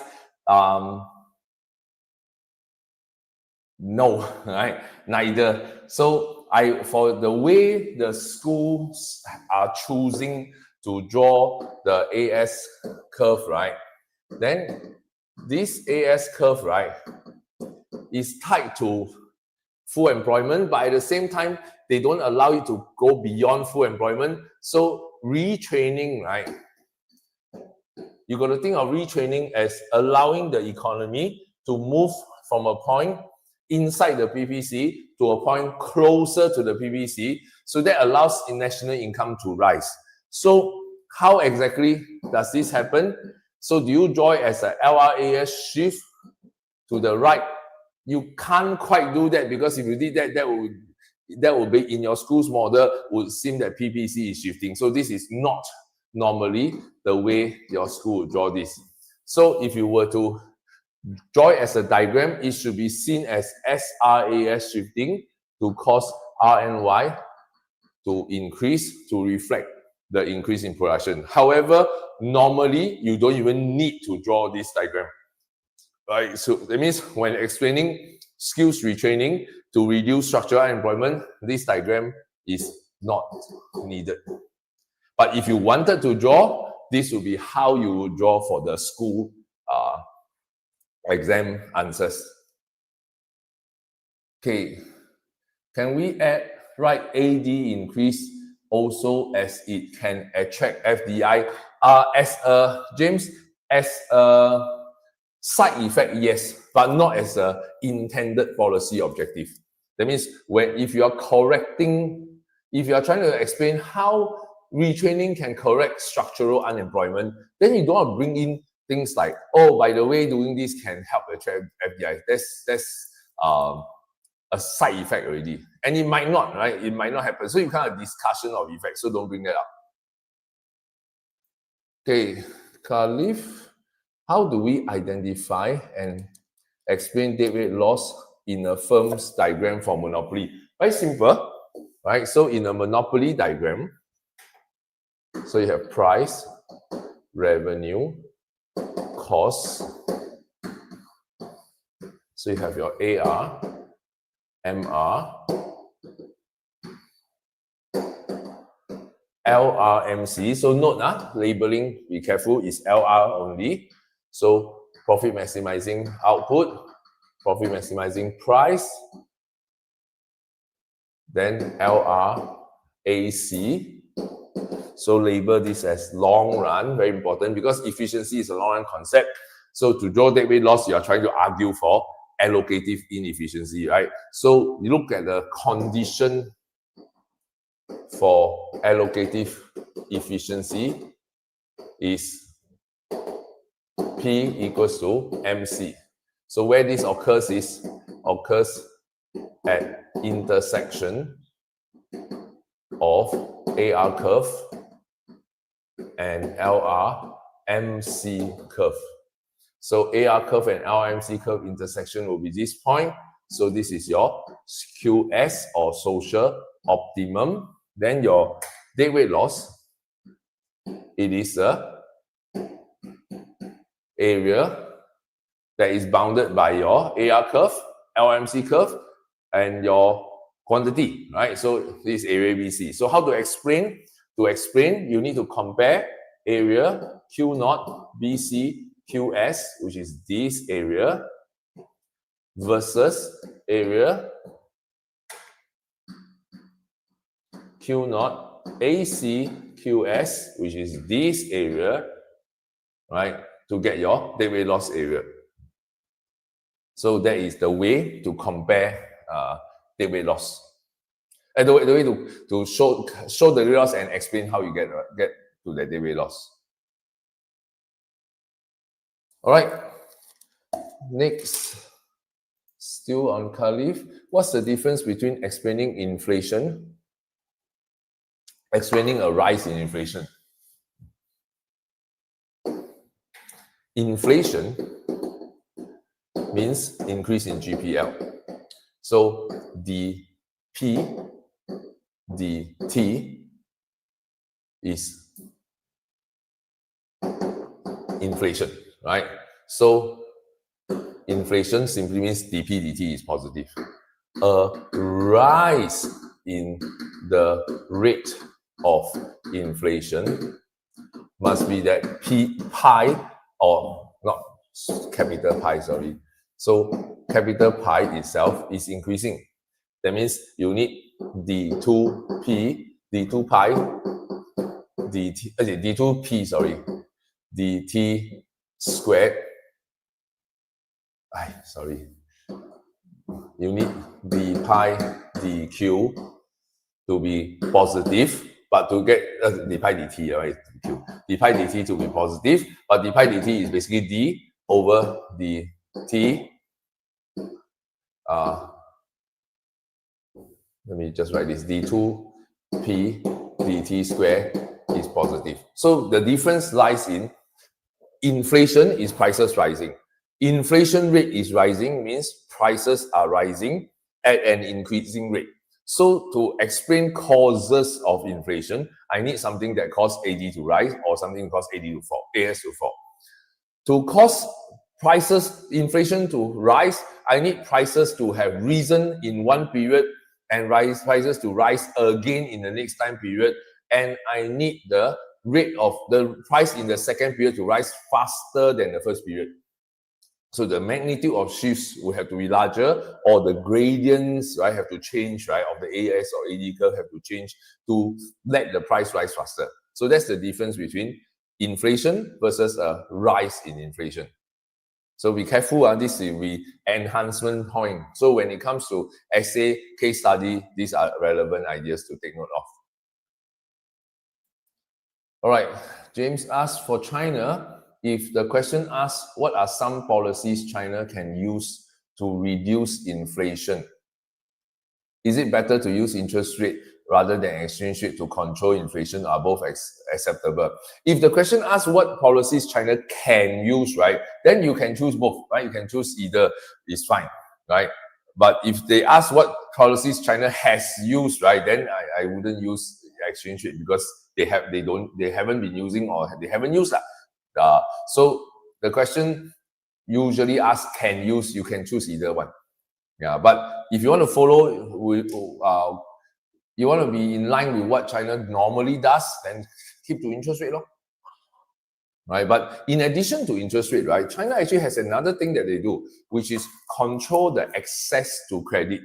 That means instead of just changing the cost of borrowing money, they make it hard for certain industries or certain type of loans to be given by the banks, right? Because China's government has exert a lot of control over the banking sector. They are able to use moral suasion, right, to tell the banks, right, I would like you to lend more money to a particular sector, or I want you to lend less money to a particular sector, or I want you to be less willing to lend money for certain purpose, for example.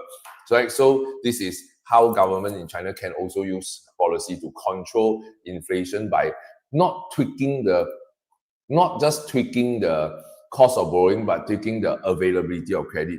To some extent, Singapore does that too, just not frequently. The MAS also once in a while adjusts the availability of credit. That means how much loans people can get and who can get loans more easily, who can get loans more difficult, harder to get loans, is something that Singapore also does. All right. Can we draw PPC diagram for ADS model instead of ADS? So as I said, James, the ADS model is not really needed for the skills retraining that you just explained in words. So to answer your question, can I draw PPC diagram instead?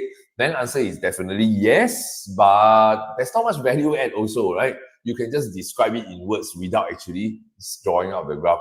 So I would say that the time taken to draw the graph and briefly describe it, might as well just describe it without the drawing. Then you don't get any marginal benefit of drawing that graph, and you only incur time cost of drawing it. So from a marginalist principle point of view, not worth drawing the PPC diagram as well. All right, Ming Shan, when the question says impact on the market for demand and supply, do I have to comment on TE? Generally, for essay, yes. Right? For essay, we will do impact on TE. If you're talking about case study question, right? If you say B part 1, which is very low marks, right?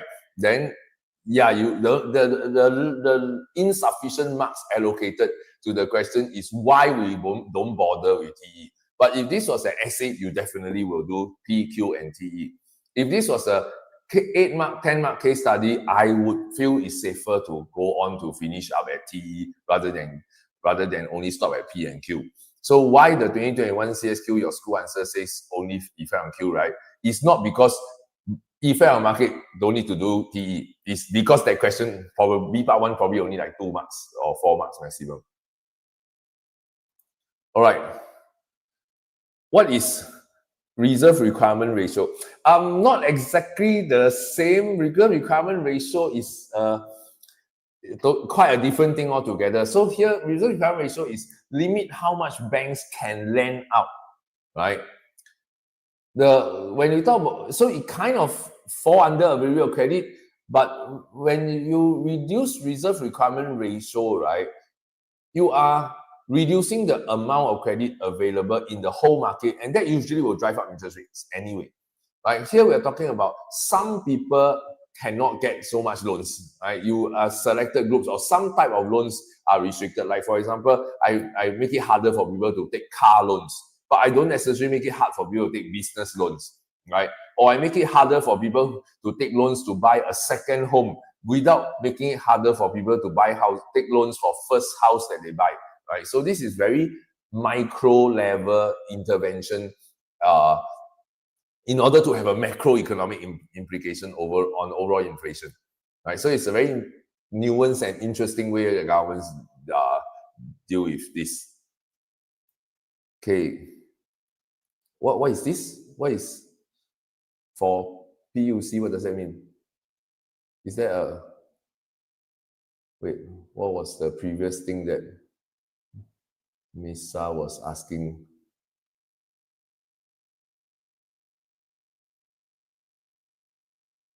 Hey,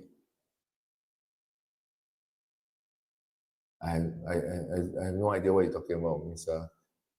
Is price okay, maybe okay. Oh, okay, sorry, it's you press enter too quickly.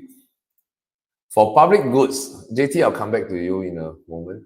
For public goods, why any provision of the good would have to incur a positive price and the implication is quantity produced is lower? Because allocative efficient quantity is when P equals to 0. So that means when you charge 0, people will buy up to whatever amount they wish to buy, right? And that's called the allocative efficient quantity. When you raise the price to positive, then the consumption will fall below. Law of demand tells you that people will buy less than the quantity, right? So once people buy less than the quantity, you are at the quantity lower than social optimum already, right? That's the reason why a positive price must lead to a quantity that is allocatively inefficient.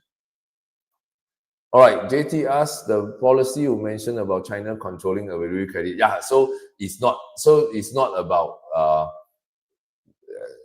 it's not really about a reserve requirement ratio. It's about controlling availability of credit to a certain group of people or certain purpose, not necessarily specific individuals, but specific reason behind why you need to borrow money.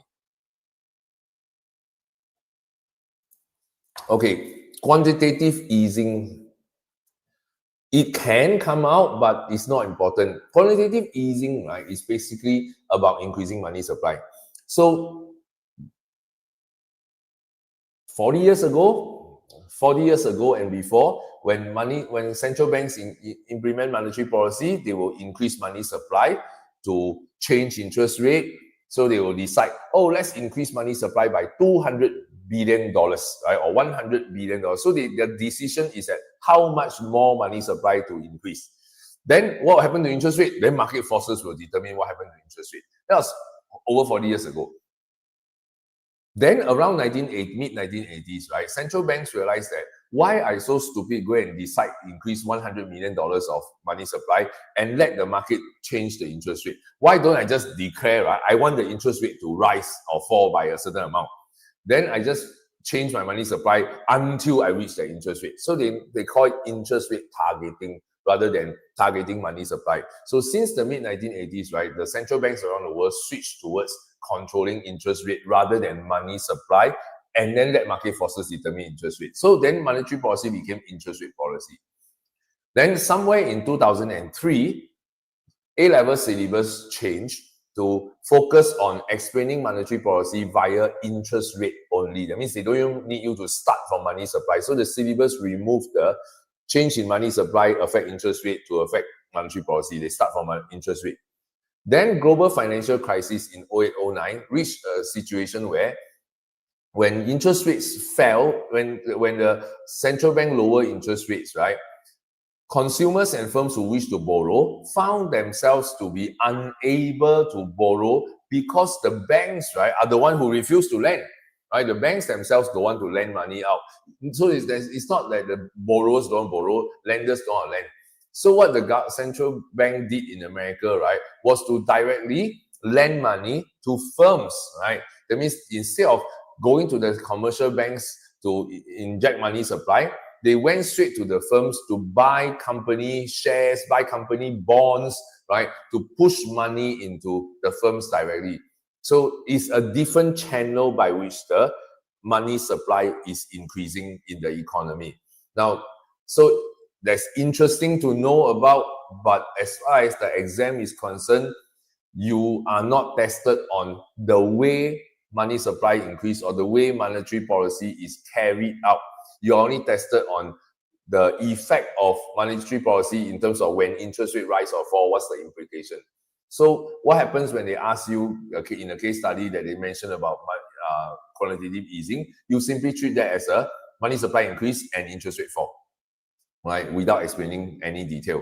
Then you start from interest rate fall, then you explain properly, right? So this is because of our current syllabus way of classifying what is in syllabus, what is not in syllabus. So you don't really have to worry too much about this for the upcoming exam, both for tomorrow as well as the November A-level. All right, Kaman, how does export ban benefit domestic producers? it doesn't benefit producer, right? Export ban is done by a government in order to ease the inflation price rising of that good in the country. So like, for example, right, if Malaysia has a chicken shortage and the price of chicken increase, right? And but one of the reasons why chicken price increase is maybe supply of chicken decrease due to culling of chickens due to bird flu. And the fact that a lot of the Malaysian chickens are bought by Singapore, right, means that the Singapore's demand for Malaysian chicken contribute to the price being high in Malaysia. And the Malaysian government might say, oh, we're going to ban the export of chickens overseas. So then what will happen to the chicken farmers in America, in Malaysia? They have no choice but to sell their chickens only domestically, right? Is that a good thing or bad thing for the farmers? Obviously bad, right? Because if they sell to Singapore, they can make more money, right? If they sell domestically, they might earn less, which is why they would choose to sell to Singapore in the first place, right? So it's not beneficial to the farmers. However, right, it's beneficial to the consumers within Malaysia, because if I cannot sell overseas, I sell it within Malaysia, the supply of chickens into the domestic market increase, price of chicken within Malaysia will fall, right? So then that will help ease the pressure on rising chicken prices. So that's how the export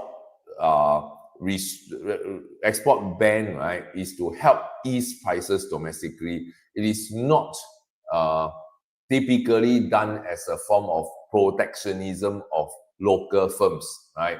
It is more a form of addressing, it's more of a form of addressing local prices. So not a form of protectionism. I don't think you are reading your answer key correctly, right? Can you reread the answer key, Carmen? It is not saying that it is a form of protectionism. It's a form of lowering inflation. All right. JT asks, can you explain what is wrong with the HCI notes for public goods, because the notes held in Telegram shows that shows that the most is correct, but you mentioned in here. Okay, so that one not going to happen, not going to test tomorrow. So I assume if you have access to my Telegram, you are my student. Ask me after your case study prelim in class.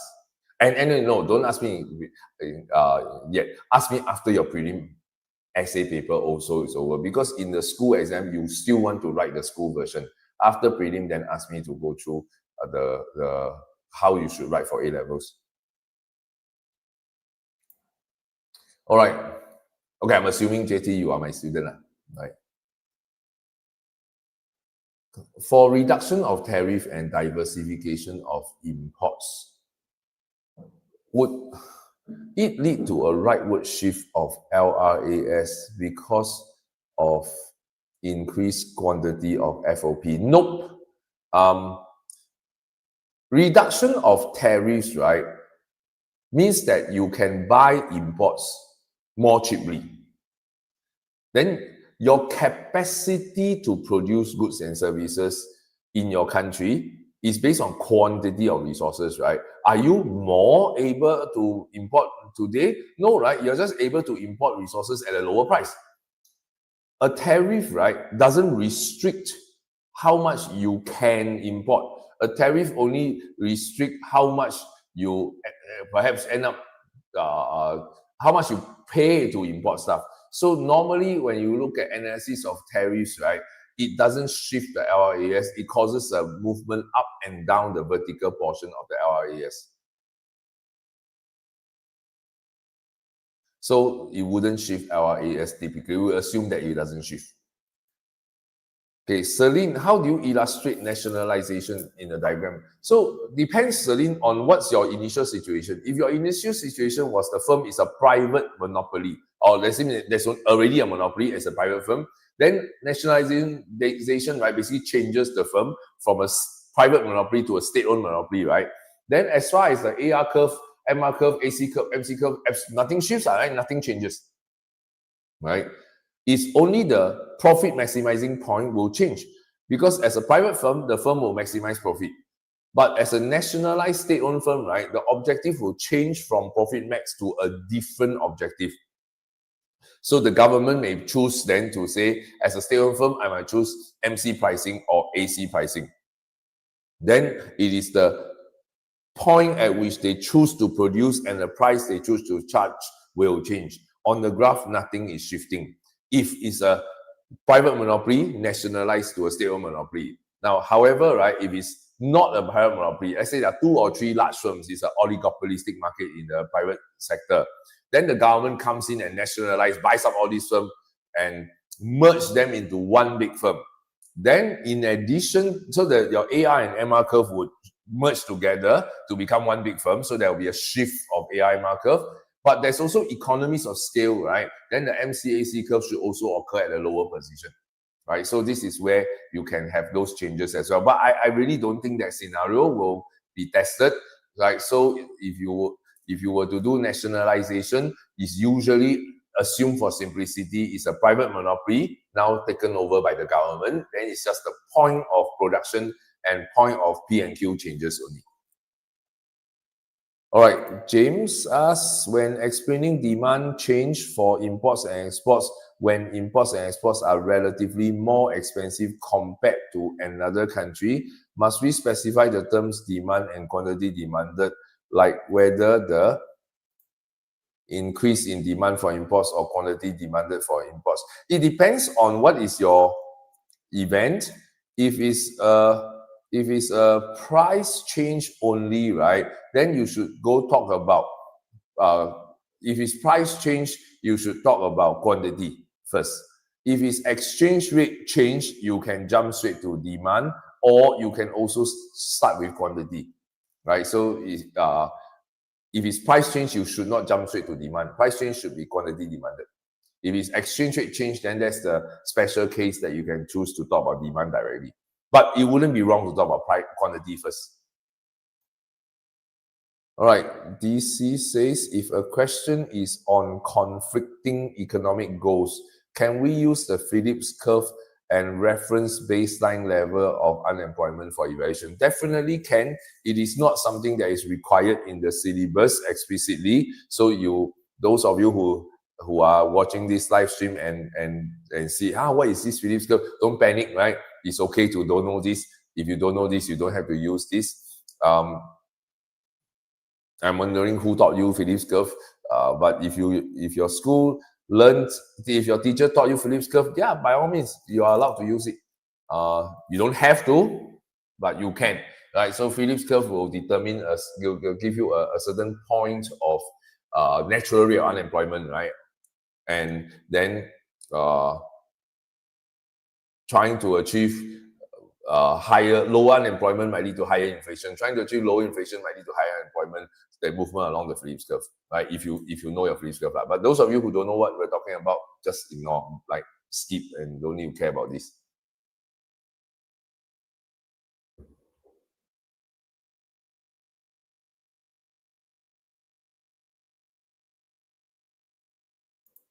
All right. Price of change for quantity demanded, as in firms increase or decrease price of good, not the price of good change due to exchange rate. Yeah, correct. So that means if the price change is due to, let's say, inflation, for example, right, then its prices of the goods in your country are actually rising, right? But if it's exchange rate change, let's say your country's currency appreciate, then to the foreigner, your price of good increase. But in your own currency, the price never change, right? So then when your currency appreciates, foreigners perceive your goods as more expensive in their own country, their quantity demanded decrease. But from your own country's producer's point of view, my local price at which I sell this good hasn't changed, and foreigners are just buying less. Then to me, it's a demand shift, right? So then I don't have to say quantity demanded, I just say demand shift. But if my local price itself is changing, right, due to whatever reasons, right, domestic demand rise or domestic supply shift for this good, then the price change, right, will cause movement along demand. Then it has to be quantity demanded change.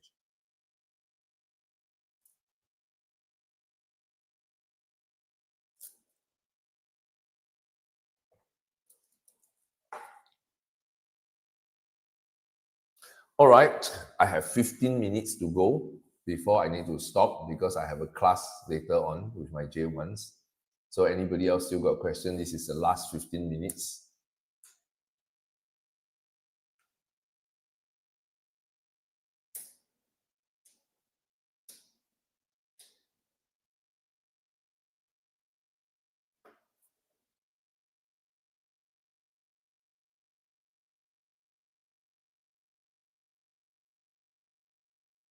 I'll probably try to do another round if for essay paper for those of you whose essay is in term 4.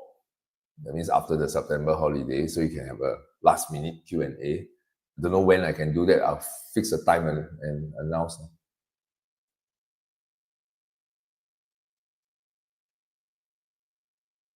Do I have any more questions coming up?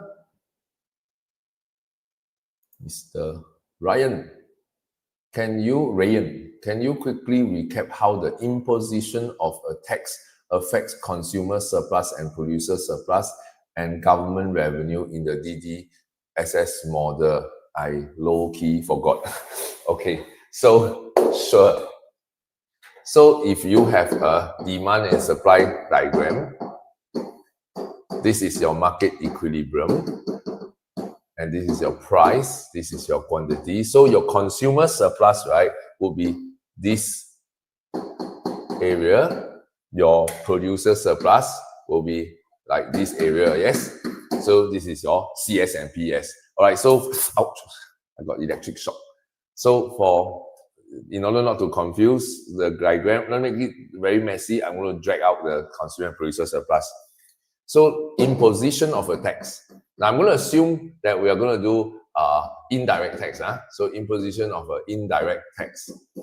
And I'm going to assume for simplicity that this is a specific tax rather than ad valorem. So the supply curve will shift upwards, right, by a vertical distance of the tax per unit. Then I move to E1 and the price rises to P1. So consumer surplus initially was this triangle, now becomes this smaller triangle. So there is a decrease in consumer surplus. So if I were to drag this out, this initial consumer surplus, this new consumer surplus, there is a loss of consumer surplus, which is the area trapezium below. So this is the loss of consumer surplus. So consumers become worse off. Now, what about producer? This is producer surplus initially, right? So I'm going to put it aside first. So with the new equilibrium, quantity gets to this point. Now, what is the new producer surplus? You might be tempted to think that a new producer surplus, right, is this area, right? But it's not. So you got to think about what is the price received by the producer. The producer received now P1 price, but the producer don't get to keep the whole P1, right? It has to pay T dollars to the government. So the producer actually now jumps to this point where it takes the P dollars per unit, give T dollars per unit of tax to the government. The producer only gets P1 minus T. So if this is my original producer surplus, then my new producer surplus, right, is just this smaller triangle. So let's drag this guy out again to see where it is. So this is the original producer surplus, red color. The new producer surplus is the blue. Then I have a loss of producer surplus equals to this area. Now, if you look carefully at the loss of producer surplus and the, sorry, yeah. If you look at the loss of producer surplus and the loss of consumer surplus, then this pencil shape, right, is the total loss of consumer and producer surplus. But this rectangle is the tax revenue collected by the government, right? So then what you have here normally is known as the deadweight loss of the deadweight loss of the indirect tax. Okay, so I hope that answers your question, Ryan. All right, so on your own, Ryan, please go and try the reverse. Try subsidy, it's a lot harder. Okay, James, for public goods under free ridership due to non-excludability, what does it mean when consumers won't review their effective demand? So, if, for example, right, I'm asked if I like street lighting. Then I say, sure, I like street lighting. And if I'm asked, how much am I prepared to pay for street lighting? Then if I review my true willingness to pay, I might be asked to pay for it. But then if I know that if somebody else is going to pay for street lighting, I can free ride on that person's, if my neighbor buys a street lamp, I'm able to free ride on my neighbor, right? So then that one particular street lamp is something that I can free ride on my neighbor. Obviously, street lamp itself is not, one street lamp is not very good, but we can extend to the whole network. But just talking about my neighbor buying a street lamp, then my neighbor's neighbor buy another street lamp, right? The whole street now got a lot of street lamps, right? Except in front of my house, right? Then I get to free ride, right? By not buying a street lamp and enjoying the brightly lit streets, right? Then I would not have any interest or any reason, right, to review that I'm actually willing to pay for it. So then I will send a price signal of $0 that I'm willing to pay street lamp by saying that I'm not prepared to buy a street lamp. So normally the demand, right, which is a signal of my willingness and ability to pay, is a reflection of the MPB. Here we have a MPB, marginal private benefit of having street lamps, but we no longer have the willingness to signal that willingness to buy, right? So that is the idea behind why they won't review their effective demand. So the willingness to consume is there, the willingness to pay is missing. All right, so demand must be willingness and ability to pay for the good that you wish to buy. All right, Mr. asked for AC and MC pricing. AC and MC pricing are forms of government price controls, right?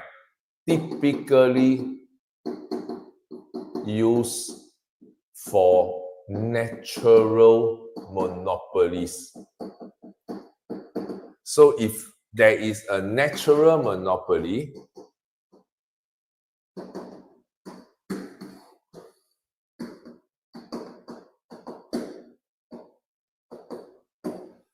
what a natural monopoly is one where the LRAC and the LRMC is continuously falling. So AR is not high enough for this one firm to reach the minimum efficient scale, to reach its MES. Therefore, right, therefore the firms is a natural monopoly. Then MR intersect MC should get a firm to produce at Q0 output and price P0. So as a result, consumers pay a very high price and consumers don't get to consume a lot of the good. So the government might say, okay, this is not optimal. So to get to optimal point, I need to apply P equals to MC condition. This is for allocative efficiency. Then I want the firm to produce at Q1 allocative efficient and charge P1 price, right? So this is called the allocative efficient point. However, by doing so, the firm's average cost is higher than the price, causing this firm to earn subnormal profit in the long run, which will cause the firm to shut down. Right? In order for the firm to not shut down, then the government will have to provide subsidies for this firm. So if the government say, I can't afford to subsidize or I don't want to subsidize, then the government can alternatively choose to impose a regulation to say, instead of charging MC pricing, I allow you to charge AC pricing. So you will produce a little less than social optimum and you get to charge a little higher price. But at this price, you will cover your costs. There is no need for the government to subsidize the firm. So that's called AC pricing. So both MC pricing and AC pricing are forms of price controls aimed at trying to get the quantities to be more close, either at or closer to social optimum. All right. Bala asks, what is J curve? J curve or J curve effect, right, is something to explain how when you depreciate your currency, it is normally expected that BOT improves. So if we were to plot BOT against time, if the economy faces a BOT deficit, right, this is zero, this deficit is surplus. When I depreciate the currency, what normally will happen is that my BOT will improve. However, what the J curve is saying is that when you depreciate, right, instead of improving, BOT worsens first before it improves. So resulting in a line that looks like a letter J, called the J curve effect. That means what this is saying is that initially depreciation worsens BOT, right, before it actually improves. Now, why do we normally expect BOT to improve? Because Marshall-Lerner condition hold. So the reason here must be, in the very short run, MLC is not likely to hold. Because why? Firms cannot respond, import and export firms cannot easily respond to price changes triggered by exchange rate change due to the presence of contractual agreements, for example, that prevent them from adjusting their import and export. So that's why the response, so the PEDX and PEDM are both less than 1, and the sum of the two are less than 1. So as a result, depreciation worsens things first. But after a couple of months, when the existing contracts expire, new contracts will be renegotiated and take into account the exchange rate changes already. Then your J curve effect will now your BOT starts to improve because of the depreciation. So that's called the J curve effect. Does it work for the reverse appreciation? Yes, it's called an inverted J curve effect. Now, how important is this concept? Not really important, right? Other than to use as a limitation for depreciation to improve BOT, or appreciation is effect on worsening BOT has a time lag, right? It's basically saying there is a time lag. That's all that is used for, right? So it's not really a big deal. All right, so Khalif, can I explain Laffer curve for evaluation credit when question is regarding fiscal policy? You can, but I need to be careful, Khalif. You're bringing concepts that are not typically taught at A level. A lot of students, right, are taught to do so because there's this belief that by bringing in beyond A level stuff, right, I look smarter, I look better, I get more reward. That's not true. You have to then explain the Laffer curve and the concept behind the Laffer curve. So if you only learn a term called the Laffer curve, but don't quite understand the underlying mechanism, and you cannot explain well, right, then it actually doesn't look good, actually, right?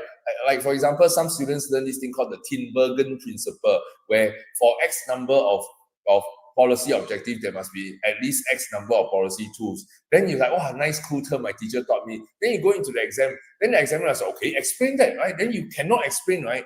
You don't know how to explain the Tinbergen principle properly. Then you end up looking worse now. You look like somebody who memorized a term, fancy looking term, without the understanding. It doesn't earn you the marks. So my point is, you don't need to. It doesn't give you more credit. It doesn't give you extra credit. As another student use a simpler standard A level point, right, would have earned the full credit anyway. So don't need to bring in all this. All right, but it's not wrong if you want to. That means it will be accepted as an acceptable point if you can explain it as well.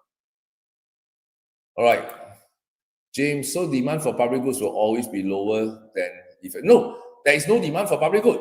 That's the point, James. Demand for public good don't exist. There is a missing demand due to the confluence of both non-rivalry and non-excludability, it causes consumers to not be even willing to signal. So not just lower, it will be low until zero effective demand.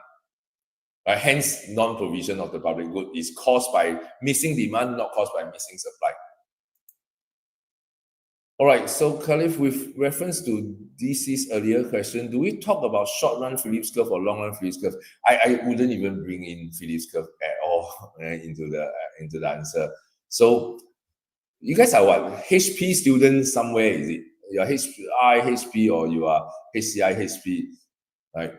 Don't bring in all this stuff, because the moment you bring in this stuff and you cannot explain it properly, it will come across as bad, right? Okay, Lisha, is it okay if we draw a diagram showing that if a rise in AD is accompanied by a rise in productive, it can lower inflation? So we show both streams.